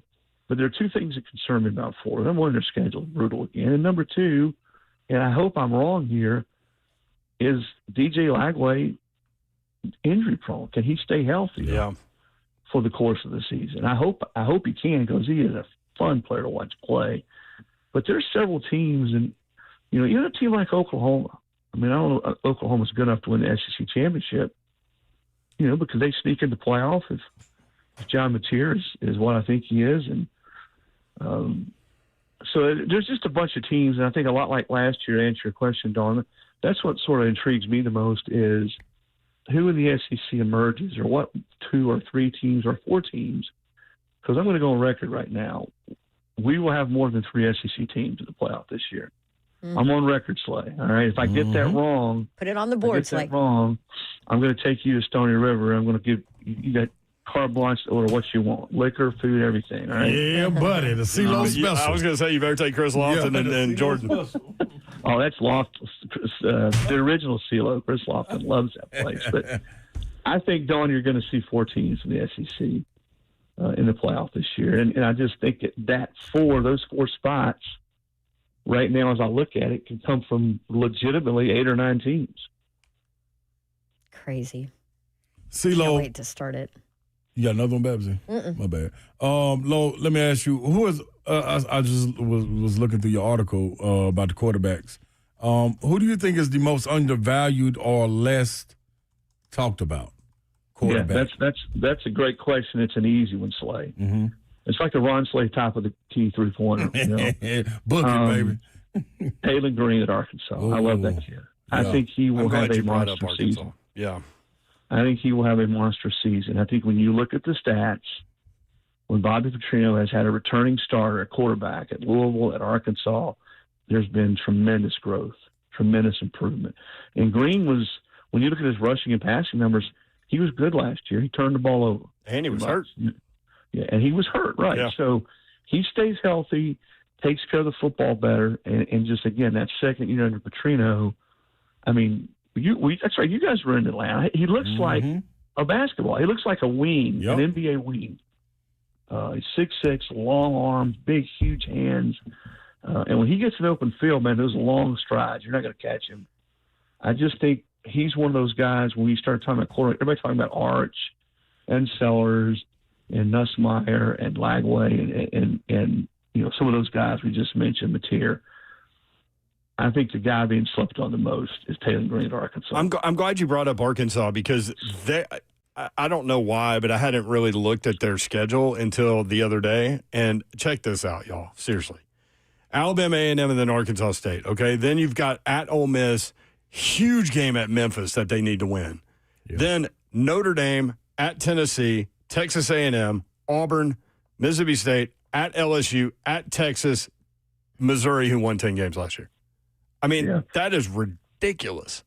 Yeah, I think you'd have a hard time if you put their schedule out there, Florida's schedule out there. Those are the two. I think you could probably throw in Mississippi State's and even maybe Oklahoma's. And, I wouldn't want to play any of those schedules. Yeah, Mississippi State has Georgia, Texas, and Tennessee all at home, but, man. And Arizona State. And Arizona State. Yep, that's right. Mm-hmm. And Ole Miss, I think Ole Miss is, I can't know if that's at home or the road. It's in Starkville. So they got I think State's probably got the toughest home schedule in college football. When you look at those 5 games, I don't know if anybody plays 5 harder games at home than that. But no, Arkansas, when you're playing one of those games, this has nothing to do with Memphis. I had a chance to talk to Coach Silverfield at the Hall of Fame. He's done a terrific job there.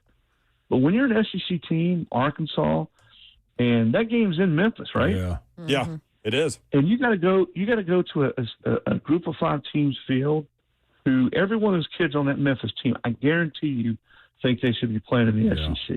Yeah. And they get a shot at an SEC team at their place. Those are what you call athletic director games. Those aren't coach games. Coaches would never schedule those games. Mm-hmm. Yeah, because Satterfield's 21-5 in the last 2 seasons at Memphis. Like they're rolling. Yeah, I mean, Ronnie's done a great job.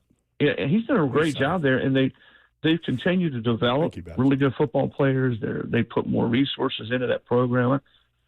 He's the next guy.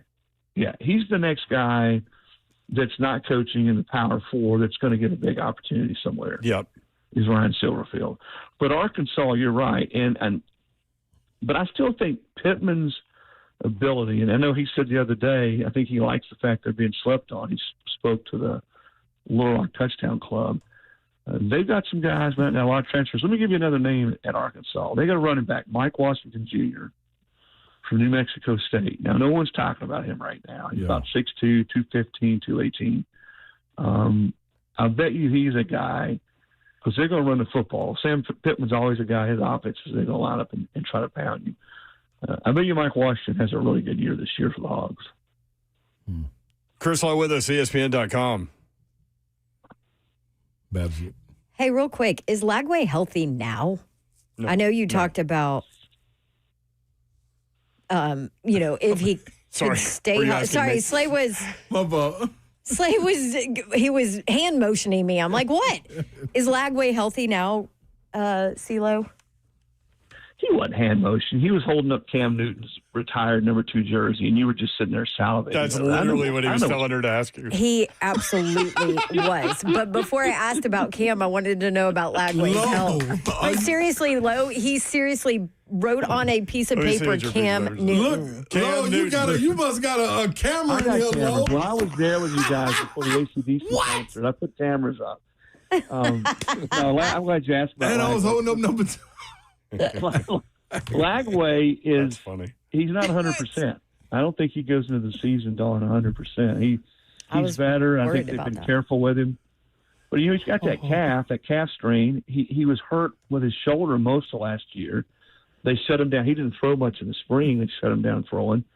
And then last year he got knocked out of the Georgia game and didn't play the next week against Texas because he had a pretty nasty hamstring injury. So he's not 100%. I think he's better. I think Billy and the medical staff there have been really smart. They haven't pushed him, because he's played. But also when you're a quarterback and you haven't been able to go through all the preseason throwing, live situations to your receivers, that type of thing, sometimes that takes a toll when you start the season before you really get into any kind of groove. And I think it'll be worth watching. How much does he get hit? Does it limit his ability to evade pressure? And because he's really good at he's got a great feel in the pocket, and he's a big kid. He's 240, but being able to get away and make yards. He's probably better than Sellers when it comes to evading pressure and throwing the football down the field. Sellers is good, and he gets all 248 heading uphill. And as I said earlier, guys make business decisions and don't want to get in front of him. Yeah. But Lagway is really good when he starts to, he feels the play breaking down or he gets out of the pocket. He's really good at finding guys. I think the touchdown he threw last year against Tennessee to tie that game was that type of play, if I'm not mistaken. Okay, let's talk about Cam Newton. Auburn making the decision to retire his jersey, which I think is obviously well-deserved. I know there's they get a second one to hang in the church? Uh-huh. Oh, you knew that was coming. Listen, what did I say the other day? I'm like, we need a church to donate to get a quarterback on the plains again. Also, let's go to Michigan real quick. What school wouldn't pay $20 million for a national championship? I'd do it in a second. In any other school, Ohio State, Tennessee, Bama, Texas, who said otherwise, or as what Ron Slade would say, are fibbing. No, Cam's he's as good a player. Put it this way. It's the best individual season I've ever seen in college football. Is he the greatest college football player ever? That's debatable. But I've never seen a player in one season be as dominant, and here's the key, Don, as impactful as he was on that team. Because he wasn't surrounded by, all these NFL draft picks. I think there was one guy on offense, if that, who went on to play in the NFL. So he didn't have all these great weapons on receiver. He didn't have an NFL offensive line. He was absolutely automatic on if it was 3rd and 4 or less, or 4th and 4, or 4th and 5 and less, he got the first down every single time. I counted up earlier today. They played, they played 14 games that year. I think I saw him play 7 or 8 times live that year. And every game, you're like, holy mackerel. Some of those long runs he made against Arkansas, the one he made against LSU, and then down the goal line, his hands were like something unearthly. They were massive. And he puts that football in one hand, like a paw, like a lion's paw, and he'd hold that football and he would just stretch it over the goal line when they were close. I've never seen one player who had the effect and impact on his team in 1 year that he did. They didn't lose a game. They won the national title. He won the Heisman. They were down, 27-0, 24-0 that game in Tuscaloosa, and he brought him back. So he's as good as I've ever seen. Can I offer up his stats for people that might want to know what you're talking about? So through the air, 2,854 yards, 30 touchdowns, 7 interceptions. He averaged 10.4 yards per attempt, which is crazy. Now, the run game, 1,473 rush yards with 20 more touchdowns. He had 105 rushing yards per game. The guy had 50 total touchdowns. 50. Unreal. In the SEC. You couldn't prepare for him. I remember talking to defensive coordinators that year. Even when if you try to spy him, or if you try to drop back, he was going to beat you running the football. If you tried to pressure him, he was so good at escaping. And remember, when he escaped, it wasn't like he would get 10, 12, 15 yards. He oftentimes would get 40, 45, 50 yards. I would invite people who are listening to go Google his run against LSU that year. And he weaving and bobbing and breaking tackles. Patrick Peterson was as good a defensive back as I've seen play in the SEC. He played forever in the NFL. Great tackler. LSU. Great tackler. Yep. for a defensive back. He drags Patrick Peterson about 7 yards in the end zone at the end of that run. And he was just one of those guys. I'm glad I had a chance to go see him play and see him live, because I promise you 50 years from now, just like we do about Herschel, a lot of people now that saw Herschel Walker and Bo Jackson play, they'll be talking about Cam. Well, you should have seen Cam Newton in 2010. He was something outworldly. Yeah, the running back was Michael Dyer. Remember him? But he was a freshman that year, but that was a 5-star guy coming out. Yeah, the only thing I got bad to say about Auburn that year is they cheated, because Dyer was down against Oregon in the national championship game, Dawn, and they didn't say he was down. They let that run continue. So his receivers were Cody Burns. Remember him? He's coaching now. He's a quarterback. I mean, that's it. Really. I think he's a position coach in college now. Wow. Yeah, he didn't. He had players that came through for him. Don't get me wrong, guys who made some big plays. And Just I tell you what that team had. They had Nick Fairley on defense, and I remember I remember Chip Kelly after they beat Oregon that year in the national title game, because it was a really sort of a sloppy, nobody could really move the ball on offense, and it was a defensive type game. And I remember Chip standing up there after the game and saying, "Hey, the difference in this game is we couldn't block Nick Fairley." And he was a load on defense. So he was another guy that on the defensive side of the ball that was a huge part of that team. But no, without Cam, they lose, I don't know, they lose 2 or 3 games that year. Captain Tripp said Urban Meyer had Tebow and Newton on the same team. That is true. Laptop went out the window. And...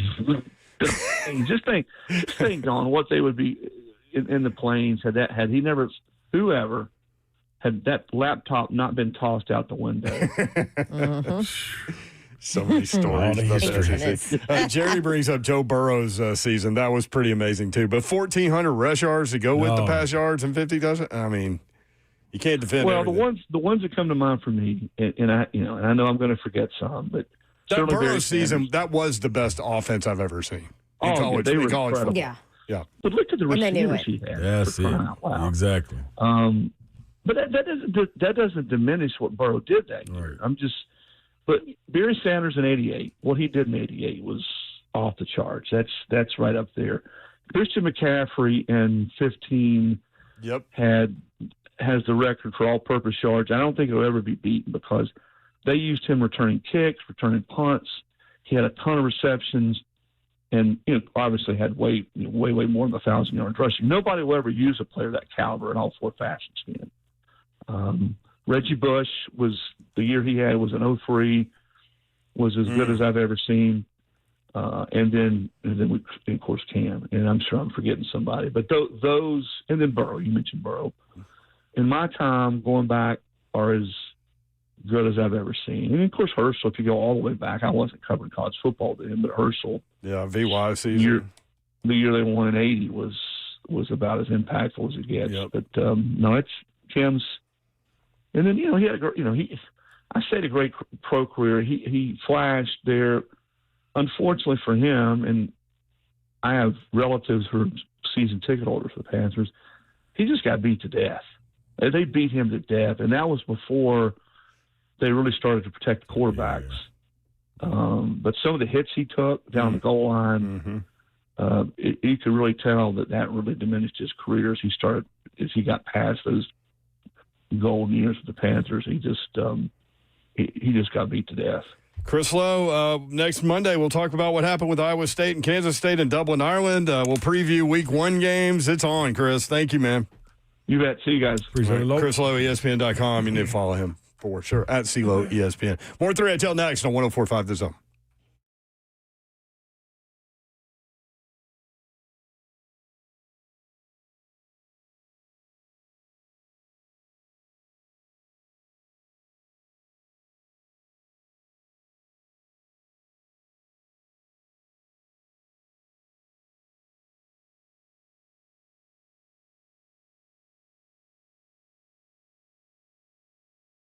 What's happening, y'all? You looking for a piece of jewelry for what? Anniversary, weddings, graduations, birthdays, whatever it is. Brentwood Jewelry can always help you. All you got to do is head over to BrentwoodJewelry.com and make sure you understand that they got you covered. When it comes to style and deals, it's been exceptional every day for over 50 years. Just go to 7012 Church Street East, located right there in the heart of Brentwood, just off Franklin Road, and they can get you right. When it comes to those engagements, you got options. Yeah, that's right. You got rules of engagement. First, you can ask your partner how involved they want to be. Next, discuss the expectations. 3, if she wants to be involved, then stop by Brentwood Jewelry to browse for rings together and get valuable feedback. She wants to be surprised, start a conversation to get some essential details like ring size, style, cut, color. All of these things fall right up under the umbrella where family can take care of family. That's who Brentwood Jewelry is.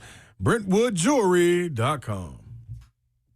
An important message for you from our good friends at Bart Durham Injury Law. Some lawyers out there will chase ambulances, go after them after a car wreck. They'll do anything to get your attention. That is not Blair Durham and his team, though, because if somebody actually calls you after a wreck, they are breaking the law. Lawyers out there that break the law. Marine veteran Blair and the team at Bart Durham Injury Law don't play those games, but when you make the call, they will answer. Local, trusted, ready to fight for you. No gimmicks, just a team that is on your side from the start. So if you or someone you love is ever in a car wreck, if life has changed in an instant because of a car accident, don't forget Blair's number, 615-242-9000. Local, trusted, and ready to fight for you. That is BDIL, Bart Durham Injury Law at 615-242-9000.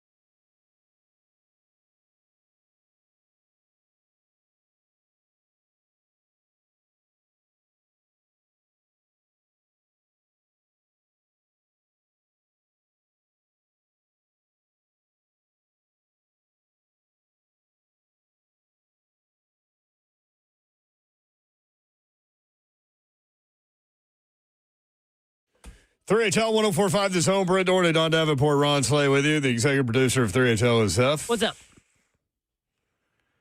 You can watch the show live, YouTube, Facebook Live, Twitter, and Twitch. Twitch, please. There's a bunch of wild conversations going on in the chat with the .3HL fam. Very entertaining. we can't comment a lot. Slay gets in there, but just because, like, for example, for me, like, if I'm not writing a lot, it's because I got a lot going on. But I am reading it and certainly appreciate you guys. Definitely. Tennessee naming Josh Heupel officially as Josh Heupel. Coach naming transfer quarterback Joey Aguilar officially the starter in the opener against Syracuse. I wonder, there are rumblings that there's like a divide in the locker room about this whole decision. So I'm anxious to see what's going to happen there. Oh, really? There were some Merck fans, apparently. Yeah, that's always. Well, hey. He been there for a while. You never know, though. Right. Well, guess what? It might be Merck at some point anyway. Might be. Well, let's start calling it the Joey Aguilar situation. How about It that? is. That was from the Big Orange Caravan with me and Slay Dog. Job, Zephyr. Welcome back, Zephyr. Been on your job today, brother. That was good, Seth. And I'd said Heupel was sitting between me and Slay. Dawn was working another event that day. He was sitting between us, and he was waiting for it, obviously, because he hadn't talked publicly in a setting like that since Nico had left. And I mentioned something about the Nico situation, blah, blah, blah, blah, blah. And he let me finish my question, and then he goes, Well, let's start calling it the Joey Aguilar situation. and that went everywhere. That was such a perfect way to handle that question. No, we'll take that. I cannot wait for college football. It's going down. It's going down, Yoro. For real. I can't wait to see what Aguilar is, because there would be some concern if you look at his low light reel. So does him getting named the starter speak more to the Heupel's offense ability to plug and play quarterback, or to the fact that maybe Jake Merklinger isn't quite ready? Jerk. I called him jerk. I didn't mean to do that. You're not a jerk, Jake. My bad. Jake. You a jerk. Does it talk more that, hey, yeah, we'll put a veteran quarterback in there and it's plug and play? I will say this, man. I am wait and see on Joey Aguilar. I've heard some good things. I've heard some not so great things. Like, I don't know what to think about that little situation. I think it has everything to do with the experience. Mm-hmm. That seems to be what it. Coach Hype walks with. Yes. Is, he was talking about who's been there the and mental done it reps before. and the walkthroughs and knowing the system, and he feels comfortable and all these things. I think it's that. Because in terms of arm talent, he's probably third out of the three, honestly. Do you have to have that arm talent, though, with a Hype offense? Got to put the ball where the ball is supposed to be. Right. And be able to hit the deep shots. Yes. Well, and he can when they're run called. and he can run with it a little bit. So That's the other part. more than a little bit. I don't mean to diminish it. Like, he's actually a pretty good runner. They also paid him a lot of money to not be a backup. Yeah, but they also paid Jake. Why do I keep calling him jerk? Oh, my God. You a jerk. This guy's going to come after you. Jake Merklinger, they gave him a raise in the offseason, too, not to have him leave. They did. Yeah, but he can be the future, though. Phase on. They got a guy coming in who's supposed to be good. I just think when you get to the offense, man, it's about being efficient. I mean, like, you need to have that offense humming. And when I say humming, it's not the one play that Jalen had breaking it for 70-some-odd yards. I'm talking about the plays where you get the screen pass out, you get it back to the huddle, you get the tight end, you got the shuttle pass to the tight end in motion, then you run the ball, then you come back out. You're not missing a beat. That's efficient. That's rolling. That's when that tempo get to going. That's when you keep it hard on the teams coming off the field like, dog, we can't do nothing with this offense because of the rhythm of it. Then you start to get the shots downfield that you got to hit. But I think it's not to make it sound so simple, because I know it's more to it, but I just love the way he cuts the field in half and you know where you have to go. You know what I'm saying? I don't need you to take chances. I'm going to take the chance for you. But when you get it and you got a full grasp of it like Hinder did coming into his next year, that's when we open up more and you kind of can go. You know what I'm saying? You're on the same page. But for a new guy coming in there, look, dude, there's wide side over there. This is what we're about to do. We're about to match up how they playing. This is where it's going. That's not there right now from the look. Before this clock cut off in our head for us being able to talk to you, listen, we're going to tell you we running the ball. Simple. 5 o'clock hour coming up. Titans win in Atlanta 23-20 over the Falcons. What was your takeaway? We'll offer our 615-737-1045.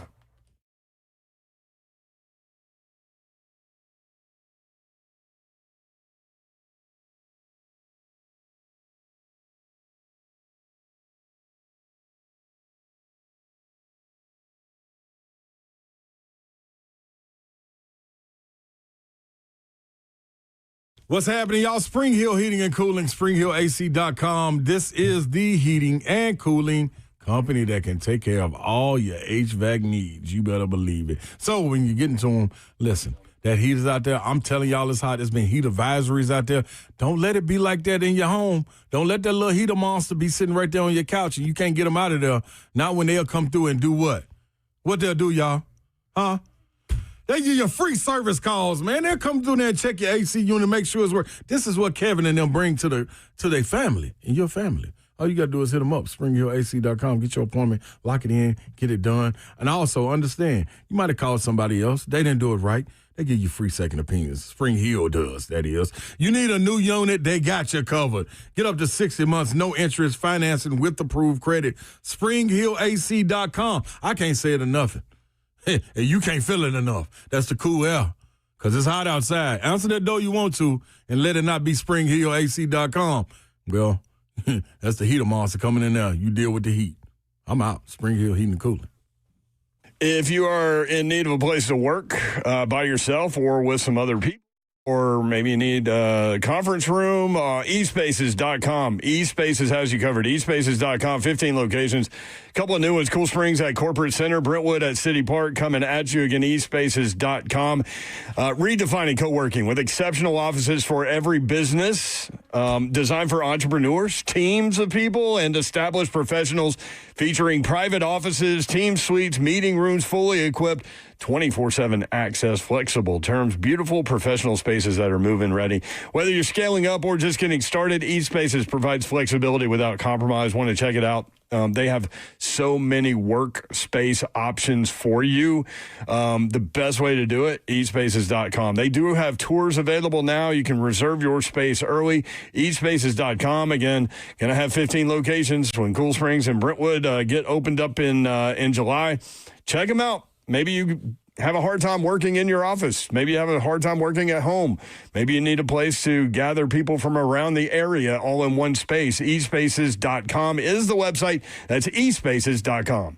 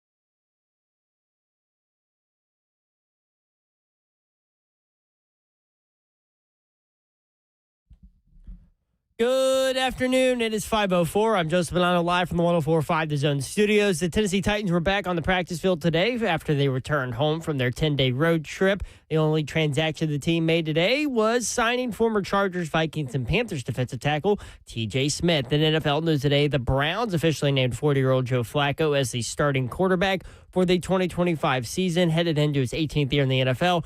Flacco is the opening day starter for the first time since 2022 when he was with the Jets. Rams quarterback Matthew Stafford was back at practice today for the first time since the first week of training camp as he has been dealing with a back injury. The Titans host the Rams in week 2. For our foundation repair waterproofing needs, you need to visit USSTN.com. Breaking news at once on your home for the Titans and Balls. This is 104.5 The Zone.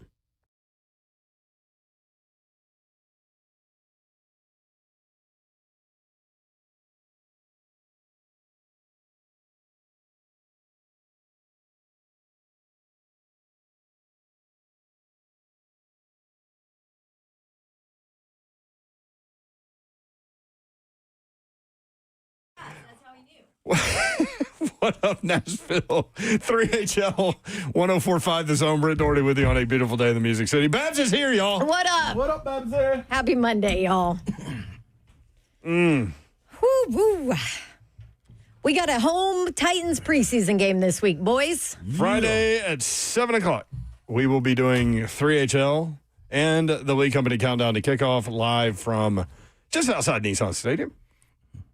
Do we know where we're going to be set up yet? Anybody? I don't know. It'll be different because of the stadium construction. That's right. Correctamundo. Zeph? I have no idea. Okay. I will be in the Titans radio booth. You've been so good, Zoe. Who's our producer that day? Ross? Ross is on site? No. I don't think you guys have someone on site. Of course. I think you'll have CJ Eggybop and Kirby Allen Kirby.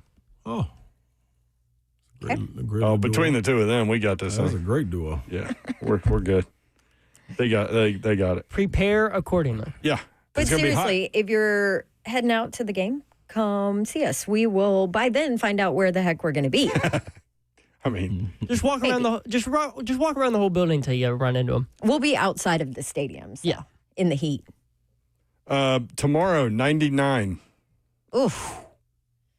What is it? Titans practice at 10 a.m. Tomorrow, 99 degrees. What's the temperature at 10 a.m.? That's how hot it is. That's how hot it is. The grass is on fire. That's how hot it is. Hey, man, it's hot. You crack me up, man. It's hot. When you sent us that, I must have watched that 15 times in a row. Your Tennessee Mutt accent is thick in that one. It came through the... It is thick. What are we doing, Babs? 10 in the morning?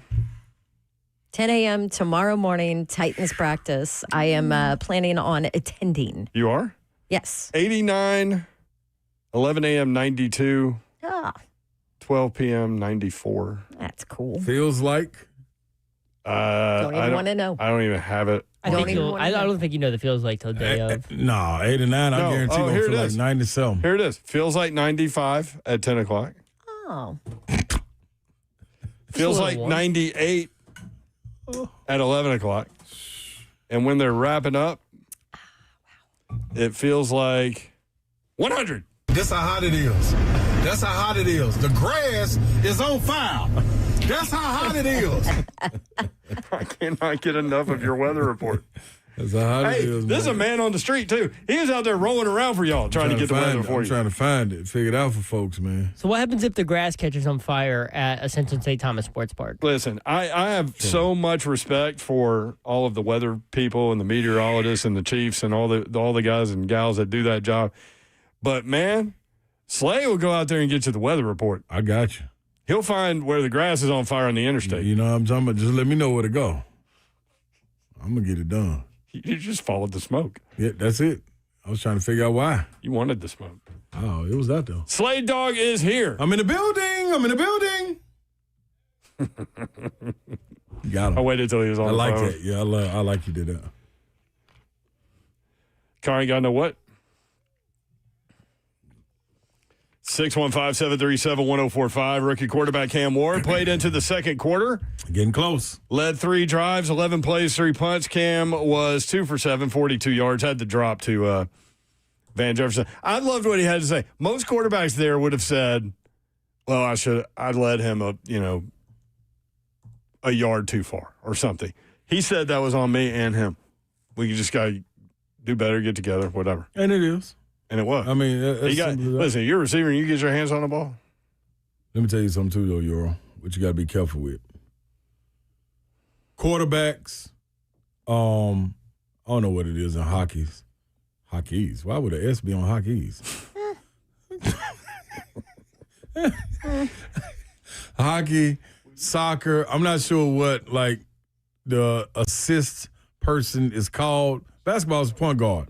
My thing is when you don't come up with it and you don't necessarily take accountability in it, a lot of times the guy who's passing the ball can shy away from you. I'm just speaking as a player. My thing I always told my point guards, and when I play football, like I don't trust that guy. I would always say, hey, man, they ask me, how you want me to get it to you? Dog, just throw it. Don't you worry about that. I'm going to show you how I'm going to go get it. So if you just so happen to put it on the mark, you know it's 100%. But if you put it in the vicinity, I'm going to go get it. I'm going to get it. Now, in basketball, I may throw the lob. I may not dunk it. I'm coming down with it, though.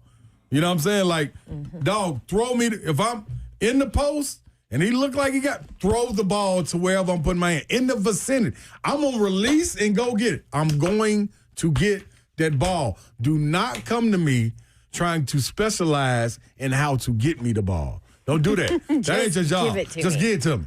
That ain't your job. My job is when that ball's in the air, I win. Yeah.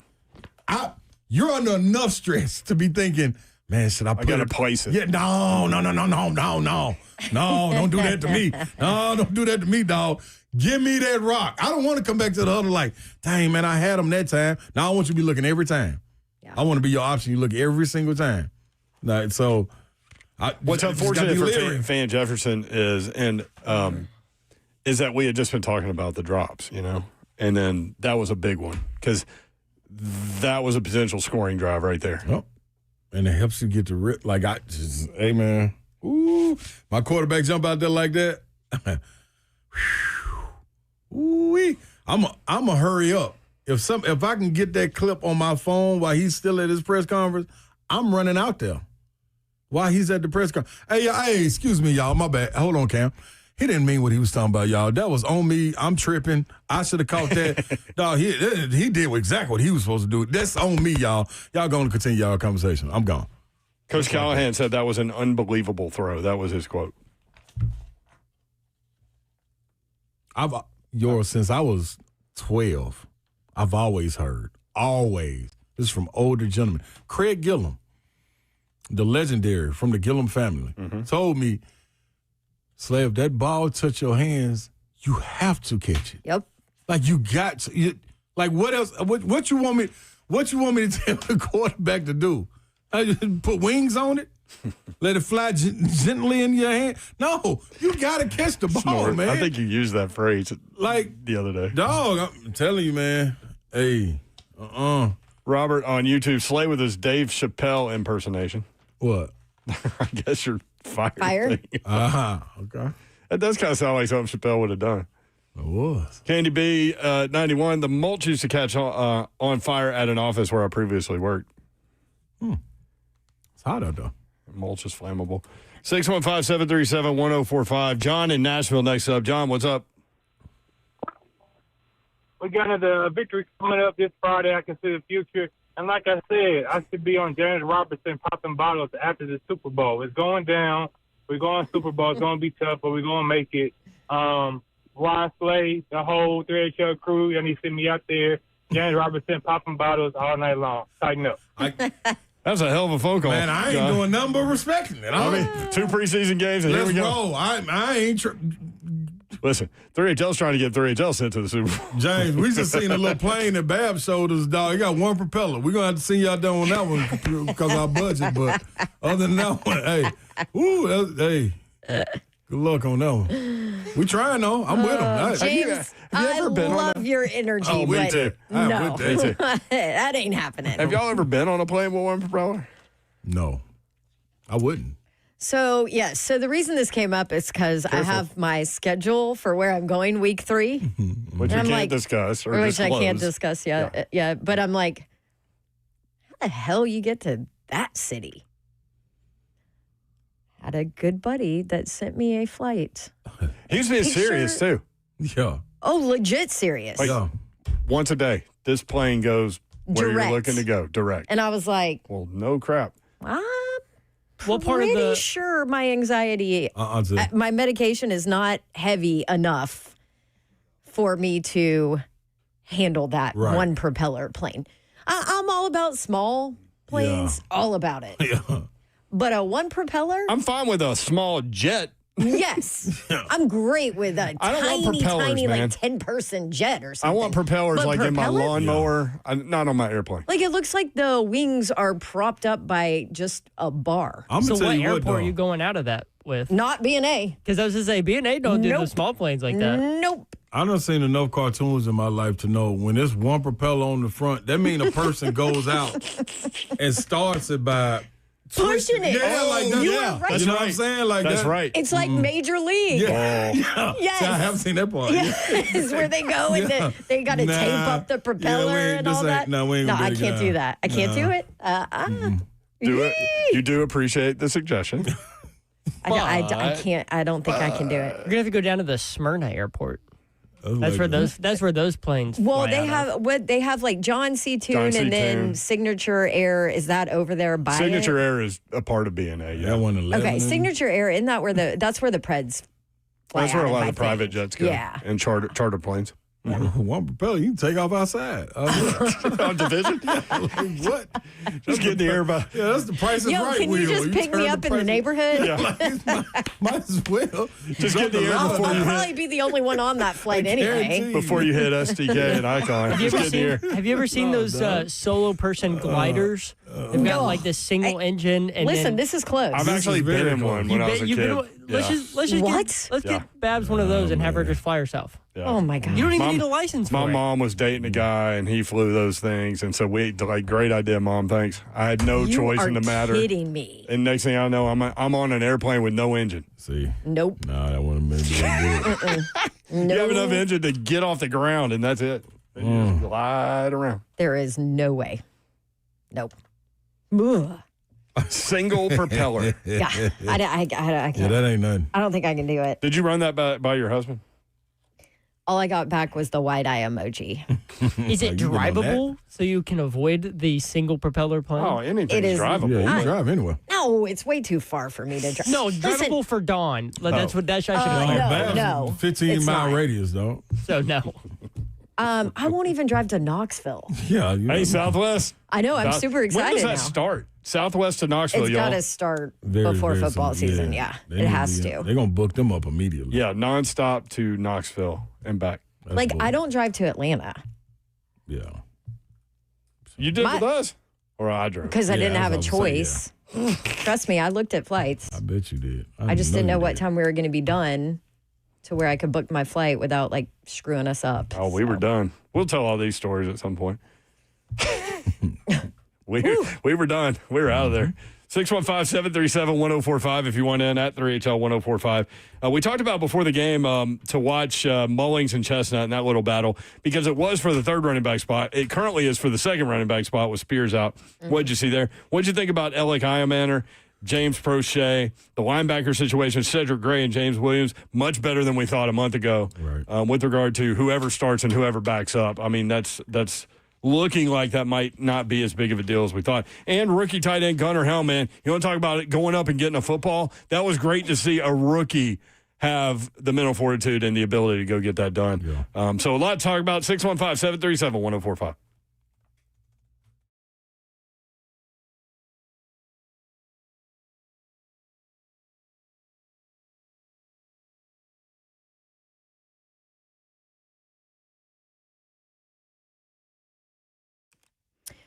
All right, who out there wants insanely clean carpets. Ugh, me. And I'm so glad that Zero Res is back here on the Zone because we all need Zero Res. We all need insanely clean carpets, especially now that you've wrapped up summer and the kiddos are finally back in school. It's time to take back your house. Kids are getting settled. Your home carpets, your tiles, your upholstery can all be restored to look like new with Zero Res. Oh, they're the best. And here's the deal with Zero Res. The science behind Zero Res is water's cleaning agents. It's much healthier than using soaps and detergents to clean your carpets. Nobody cleans like Zero Res. Only Zero Res cleans with water. No soap, no residue, no harsh chemicals. I have had them clean my carpets because I have dogs and kids numerous times, and it is absolutely amazing. Go check out, by the way, their ratings on social media, on Google, Facebook. It's all 4.9, 98% recommended. They're the best. And here's the deal. For August, they've got a promotion going on. 3 rooms of carpet cleaned for $109, 20% off cleaning area, rugs, upholstery, air ducts, and more. Very, very cool. Call Zero Res. Restrictions may apply. Call now at 615-535-9376 or book online at zeroresnashville.com. Zero Res, spell it backwards or forwards. It's the right way to clean. United Structural Systems. You guys need to know these guys because they are there for you with foundation repair issues, with waterproofing issues. They will help you out. United Structural Systems is a foundation repair and waterproofing company that has served the Middle Tennessee area since 1994. And when USS comes out to your home, you are getting problem solvers who provide peace of mind to their customers, the homeowner.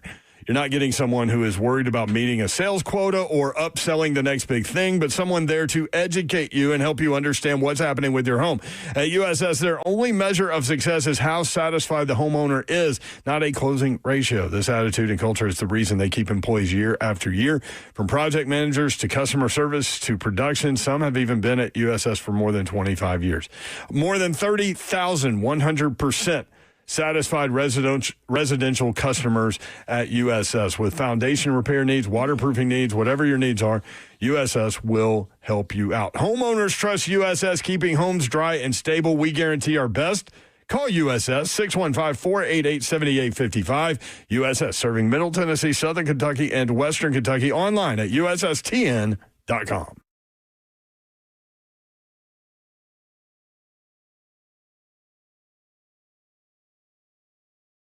Let's face it, buying a vehicle should be straightforward and stress-free, and that's exactly how Two Rivers Ford has been doing business for decades.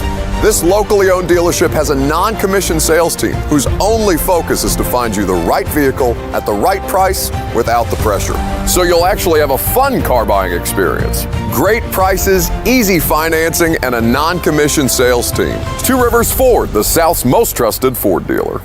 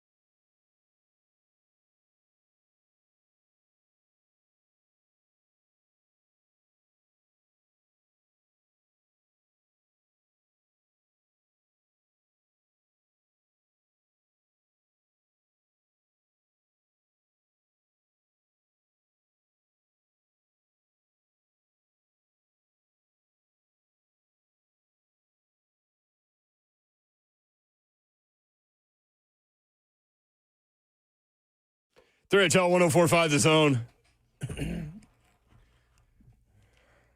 All right, I'm going to throw something out there. During the break, right? Well, as the intro, well, you just blew my question. Sorry. I was going to say, it was said by someone in this room, one of the four of us. What a great song. Who was it? It was Babs. Babsy. 615-737-1045. B.I.G. That's right. Notorious B.A.B. Z. B-A-B-Z, yes. Oh, man. Good job, Zeffy. Cam Ward hit Calvin Ridley for a corner touchdown per Easton Freeze today, and a lot of people. Ward shoved Big Jeff on his way to the end zone with a little celebration. Simmons then ran after Cam Ward, according to reports, and shoved him with both hands in the back. Oh, boy. Half the team ended up on the field. Some people say it was kind of playfully done, but that the offense didn't take it that way. So, I mean, and they shouldn't, right? He's the quarterback. You go protect your guy. Even also, if it like, is in practice. you're at this point of camp, man.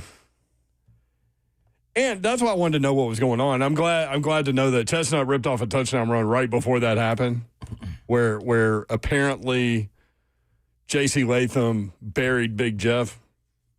I didn't see it, so I hate to use words that strong, but that's what's being told. And then the very next play was a touchdown pass, and QB1 let him know about it. I think he did a celebration in Simmons' face where he put his hand over his mouth and flutters his hand. Yeah, that's what they said happened. I don't know. Again, didn't see it. But I always love the backstory to those types of things. But as Bab said, feels like 110 out there. You just got off this trip. Honestly, right? You're ready for the season to start at this point. You got to start. You're tired of hitting your own people. Yeah. It's a non-story, right? It's interesting. It's interesting, but I'm saying, like, we should not be concerned. Oh, there's no concern. No reason for. There's no concern, but also, I don't know, for Big Jeff, you're going to talk the talk, then,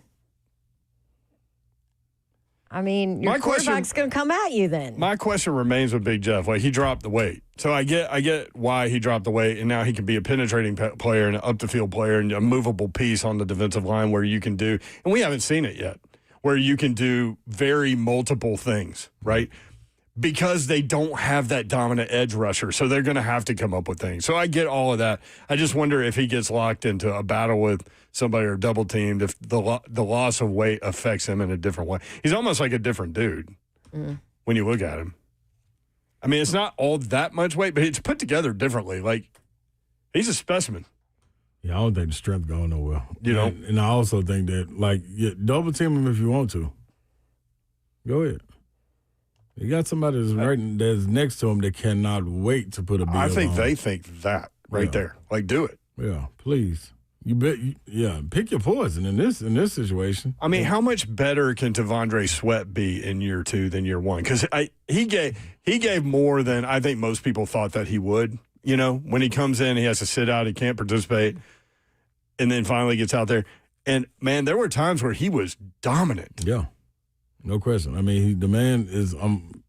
I expect him to be playing with a bib on all season long. That's the only way to look at it. Like.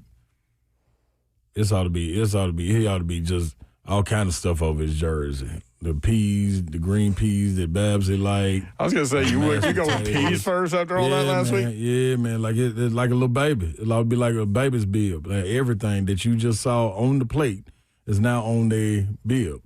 That's how it's going to be for T Sweat. T Sweat is about to eat, man. Like you have no choice. Like the responsibility, it's either that or drown. One of the two. I mean, without getting the pass rusher, the marquee pass rusher, like you're going to have to manufacture some.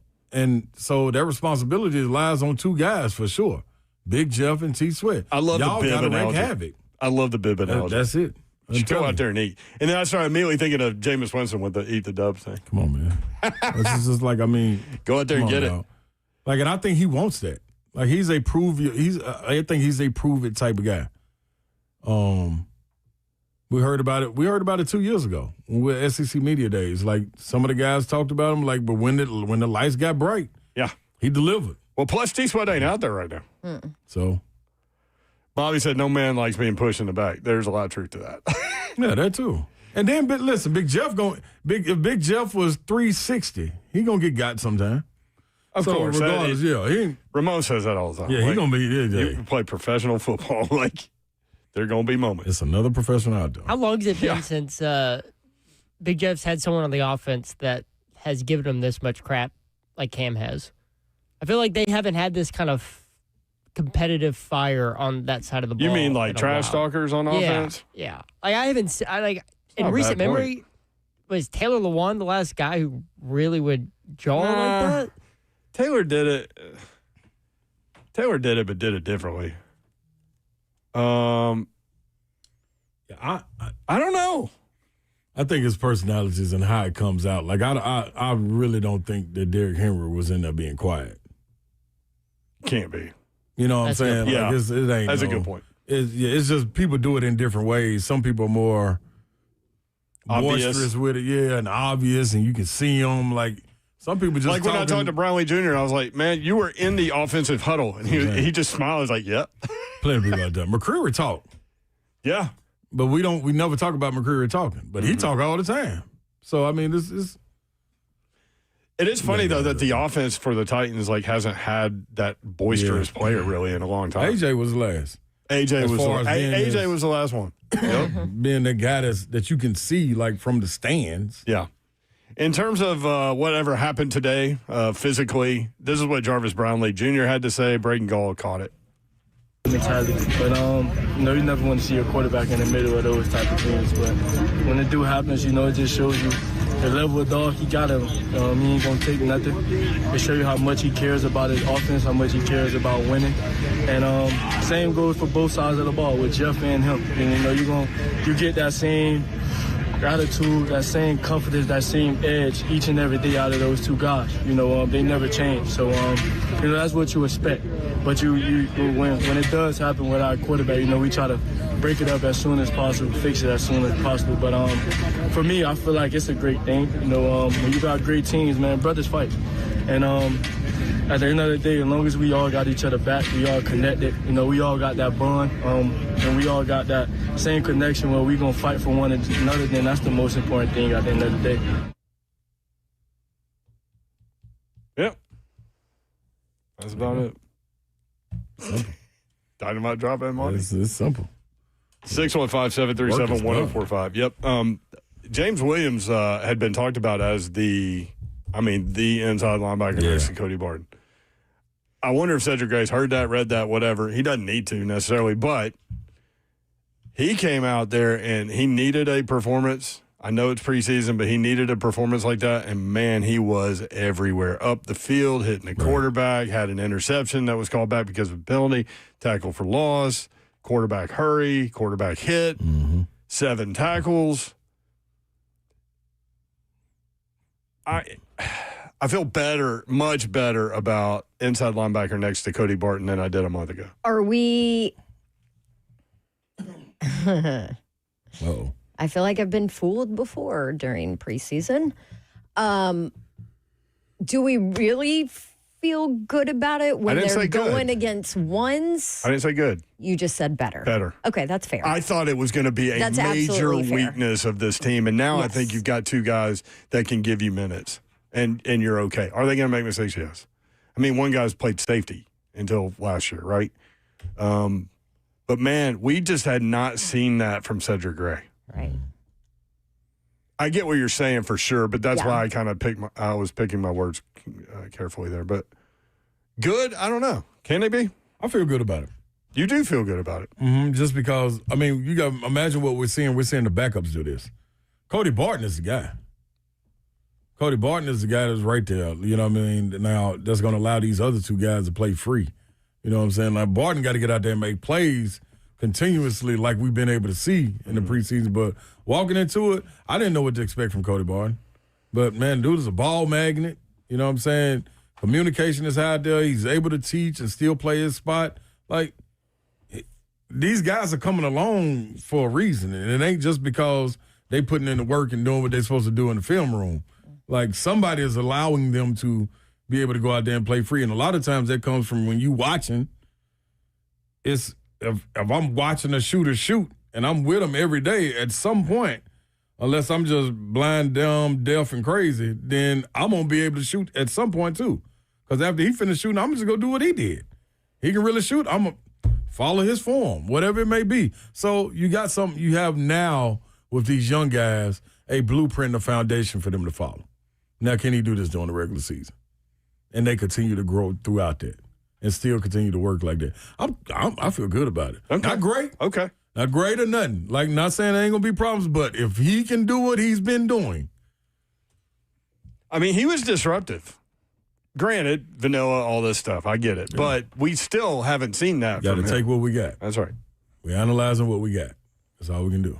What do we think we're going to see on Friday as far as starters? Because, it's weird because there's only 3 preseason games. Yeah. Now, like back in the day, you wouldn't see any starters. You wouldn't see any starters in the final one, but you would see all of them for at least a half in the third one. Yep. That was kind of the go. Oh, yeah, game. When it was 4. When it was 4, yeah.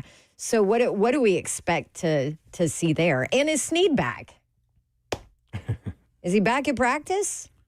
I don't know. What are we doing? Yeah, I'm going to ask where are we at? Where are we at? I don't know, Babs. I don't know where we at, bro. I would expect a similar thing. I mean, Coach Cal, like these guys have told you all along what they're doing in terms of shaping the roster, the draft ideas, free agency, and they follow exactly what they say publicly, which is interesting.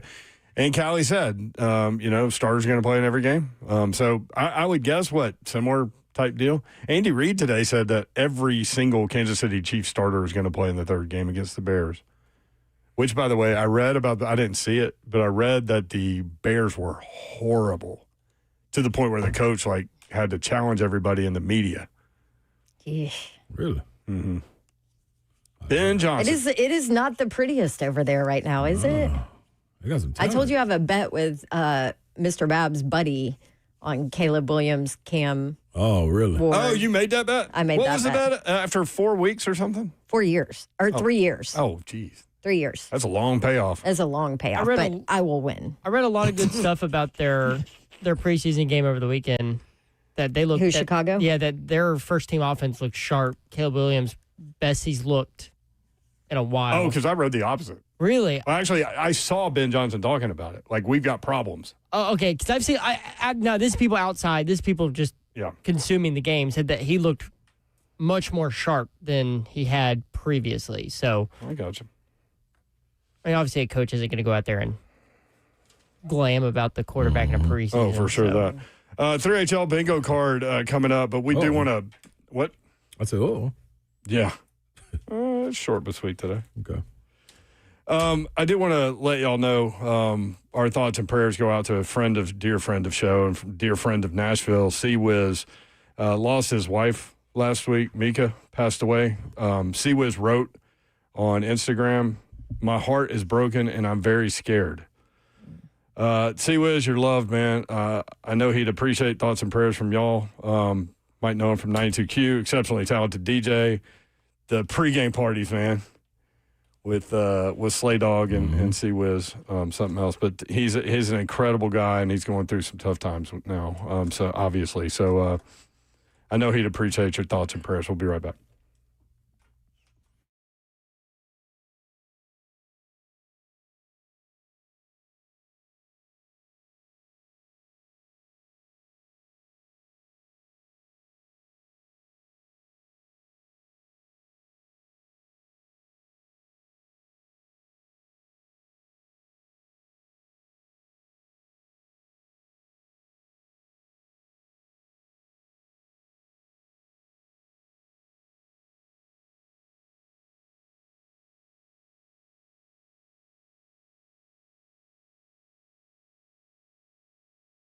Change is always happening. It is a part of life when it comes to music. Changes around us, songs rewritten, classics remixed, bands and artists come and go, and even our taste in music changes. But no matter how much things change in 5 years, there is one thing that is going to stay the same for you, and that's the price of your internet. Xfinity introducing a 5-year price guarantee. So what does that mean? It means you get 5 years of the most reliable Wi-Fi with their best equipment included for a price that will stay exactly the same. 5 years guaranteed. One internet price. Surprised? Well, life's full of them. You can learn more at xfinity.com/deals. Restrictions do apply. New residential customers only. Taxes and fees extra and subject to change. Most reliable Wi-Fi based on Open Signal Awards USA Fixed Broadband Experience Report, August 2024. Dickens Turf and Landscape Supply, that's where you need to go for all of your lawn care needs. They have the experts, DickensSupply.com. Trey Hartsook here with more. Hey, Brent, what's going on, man? Hey, such a pivotal time in that lawn right now. We're transitioning from summer to fall. Want to make sure a couple things are good. Want to make sure that we have all our weeds taken care of because we don't want to go into the season. What you really don't want to do is overseed fescue into grassy weeds because those grassy weeds, especially crabgrass, Dow's grass, is low.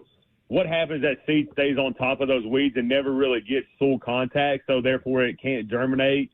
And we don't want that. We want all the weeds taken care of. So even if you do have some areas that are spotty, make sure that you spray those grassy weeds out and get that stuff out of there so we can get good seed to soil contact for the fall. Come in and see us. You got any weeds on the lawn, not really sure what they are. If you don't know if they're weeds, grass, whatever, take pictures, bring them in. We have turf experts at every single location. Love to talk to you about it. Conveniently located all over Middle Tennessee. Got locations in Nashville, Hendersonville, Murfreesboro, Bellevue, Brentwood, Longmore, Mount Juliet, and Franklin. If you can get a hold of us, check us out online, DickensSupply.com.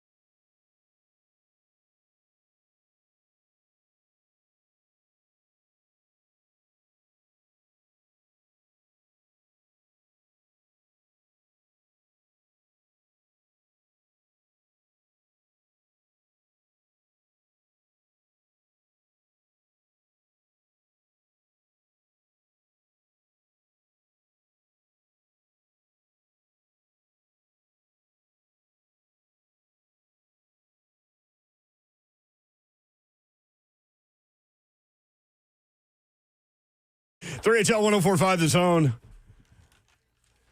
The 3HL bingo card is coming up. Basically, we just started keeping track of, or I did, and others chime in sometimes, but keeping track of weird things that are said during the show that you didn't anticipate hearing. Or that we didn't anticipate saying, I guess is more like it. Top tier on YouTube, Sneed, you have a better chance of seeing a Christmas elf riding a dolphin down Broadway. That's... I would like to see that. That would be Titans something. fans are out on Sneed. Out. I mean, they got all these little weird vehicles, traveling the bachelorettes around. I'm sure you could get a tank with a dolphin in it. I guess so. Snowflake. Yeah. I mean, if you look at what Rand Carthon did, that's really the thing that I think put him into the grave is the trades. Oh, there was so much there. It's not one thing. And it's not just the Steve, but like if you look at his draft class, that's not what put him in the grave. No, I mean you can't control injuries, but his draft class was decent. His draft class is looking good. The Calvin Ridley signing at the time, yes, the $93 million was like sticker shock, but like he's your wide receiver one, and he's probably the best thing that you have for Cam Ward right now. So I mean, it was really just the trades and stuff. I think that. So you would have kept D Hop, knowing that he quit on the team. And No. I'm not saying quit trading at halftime. D Hop away. I'm okay with that. He didn't want to be here. If you don't want to be here, okay, we'll get something for you. I'm talking about that's just a different discussion for a different time. It was. I mean, Snead had really nothing, honestly, to do with it, but well, not a major play in it. 6-1. I'll just keep talking, Slay. 615-737-1045. I want to give a shout out though. What? Who's your shout out? Shout out's presented by your mom and dad. Yeah, that's and Rand. What up, Rand? Yeah, and our little niece, man. This is our little niece right here. Shout out to Allie. She turned 10 years old. Yesterday, man. So she's on the way to practice right now. But I'm glad you remember that. You told me to remind you, and I forgot. Happy That was like birthday. Allie. Yeah, we got it in there though. Allie, go kill him. That's aggressive. Yeah, listen. She see her big sister Reagan getting down, so I mean, she got to go real. You can say, how about this? Case-em A. Okay, Case-em A. All right, Case-em A, Allie. Probably a lot better than kill him. Yeah. Although Babs would say that. Yes, you would. Kill him. Which leads me to number one on the bingo card today. Don't group us together. Dawn talking about carrying humans in her. 50% of the starting quarterbacks in the SEC are transfers. Oh. Chris Lowe with that one today. Yeah. 8 of them. Listen, that's going to be the norm. CeeLo making the bingo card twice. What was the second one? I'm going to go on record. There will be more than 3 teams from the SEC in the college football playoff. And he made the whiteboard with that one. You put it on the board? Yep. You did? Good. Because CeeLo says things like that every time he's on the air, and sometimes they just kind of scoot on by. We got to start putting them on the board. Yeah, they get caught up in the jet stream like a single propeller plane with Babs and a bunch of farm And I will animals. not be flying. They going to get a second jersey for the church? That was good. That was me. Cam Newton. That was a good one. Cam Newton with the jersey retired. Again. What do you think he wears to that ceremony? Cam is so layered in clothing. I really don't know. Like you can't predict it. There's going to be some sort of hat. A hat, jerseys, glasses. There's so many accessories. Vest, jacket, bow tie. Yeah. Jeans. By the way, his numbers that year that Chris Lowe was talking about, maybe the greatest statistical year, and I know we got some Joe Burrow pushback. That was the best offense I've ever seen in college football. Silly. Yeah, but when you also talk about look Cam, at who he had on his roster with him. Right. That's another thing. Yeah. Compare the Auburn receivers and the LSU receivers now. Cody Burns. The thing about Cam was he was giving you 1,500 yards rushing. Right. And we've seen that before, but usually it's like a little fast dude. No, this guy was 250 pounds running you over and running away from you. Yes. 4,327 total yards, 50 touchdowns. He had 105 yards per game rushing while still throwing for almost 3,000 yards. Crazy. He didn't. There was no other starter on that offense that got their name called in the NFL draft, was there? He was the only one drafted from that offense. Yep. I don't know. I didn't have time to look that part of it up because it's tough to look through 4 years. Is yes. Oh, okay. There you go. You would know. You're talking about the offense, right? Yes. Yeah. The Auburn offense. Yeah. That's insane. The Auburn offense, you think about like Alabama. Like I know, don't want to hear about Alabama, but Alabama is pushing out NFL players at every position on offense every single year, and they have been for the last decade. For Cam to do that with no other draftable players on that offense is insane. Yeah, I think the running back got drafted, but he was a freshman. Oh, eventually, you mean? Yeah. Yeah. I don't know. But outside of that, I would have to investigate. Like, you would know. Definitely not the receivers. Their best receiver was Cody Burns, who also played running back. So, also now he is was a coach at Auburn and is now a coach at South Florida. Is that right? Mm-hmm. What up, Cody?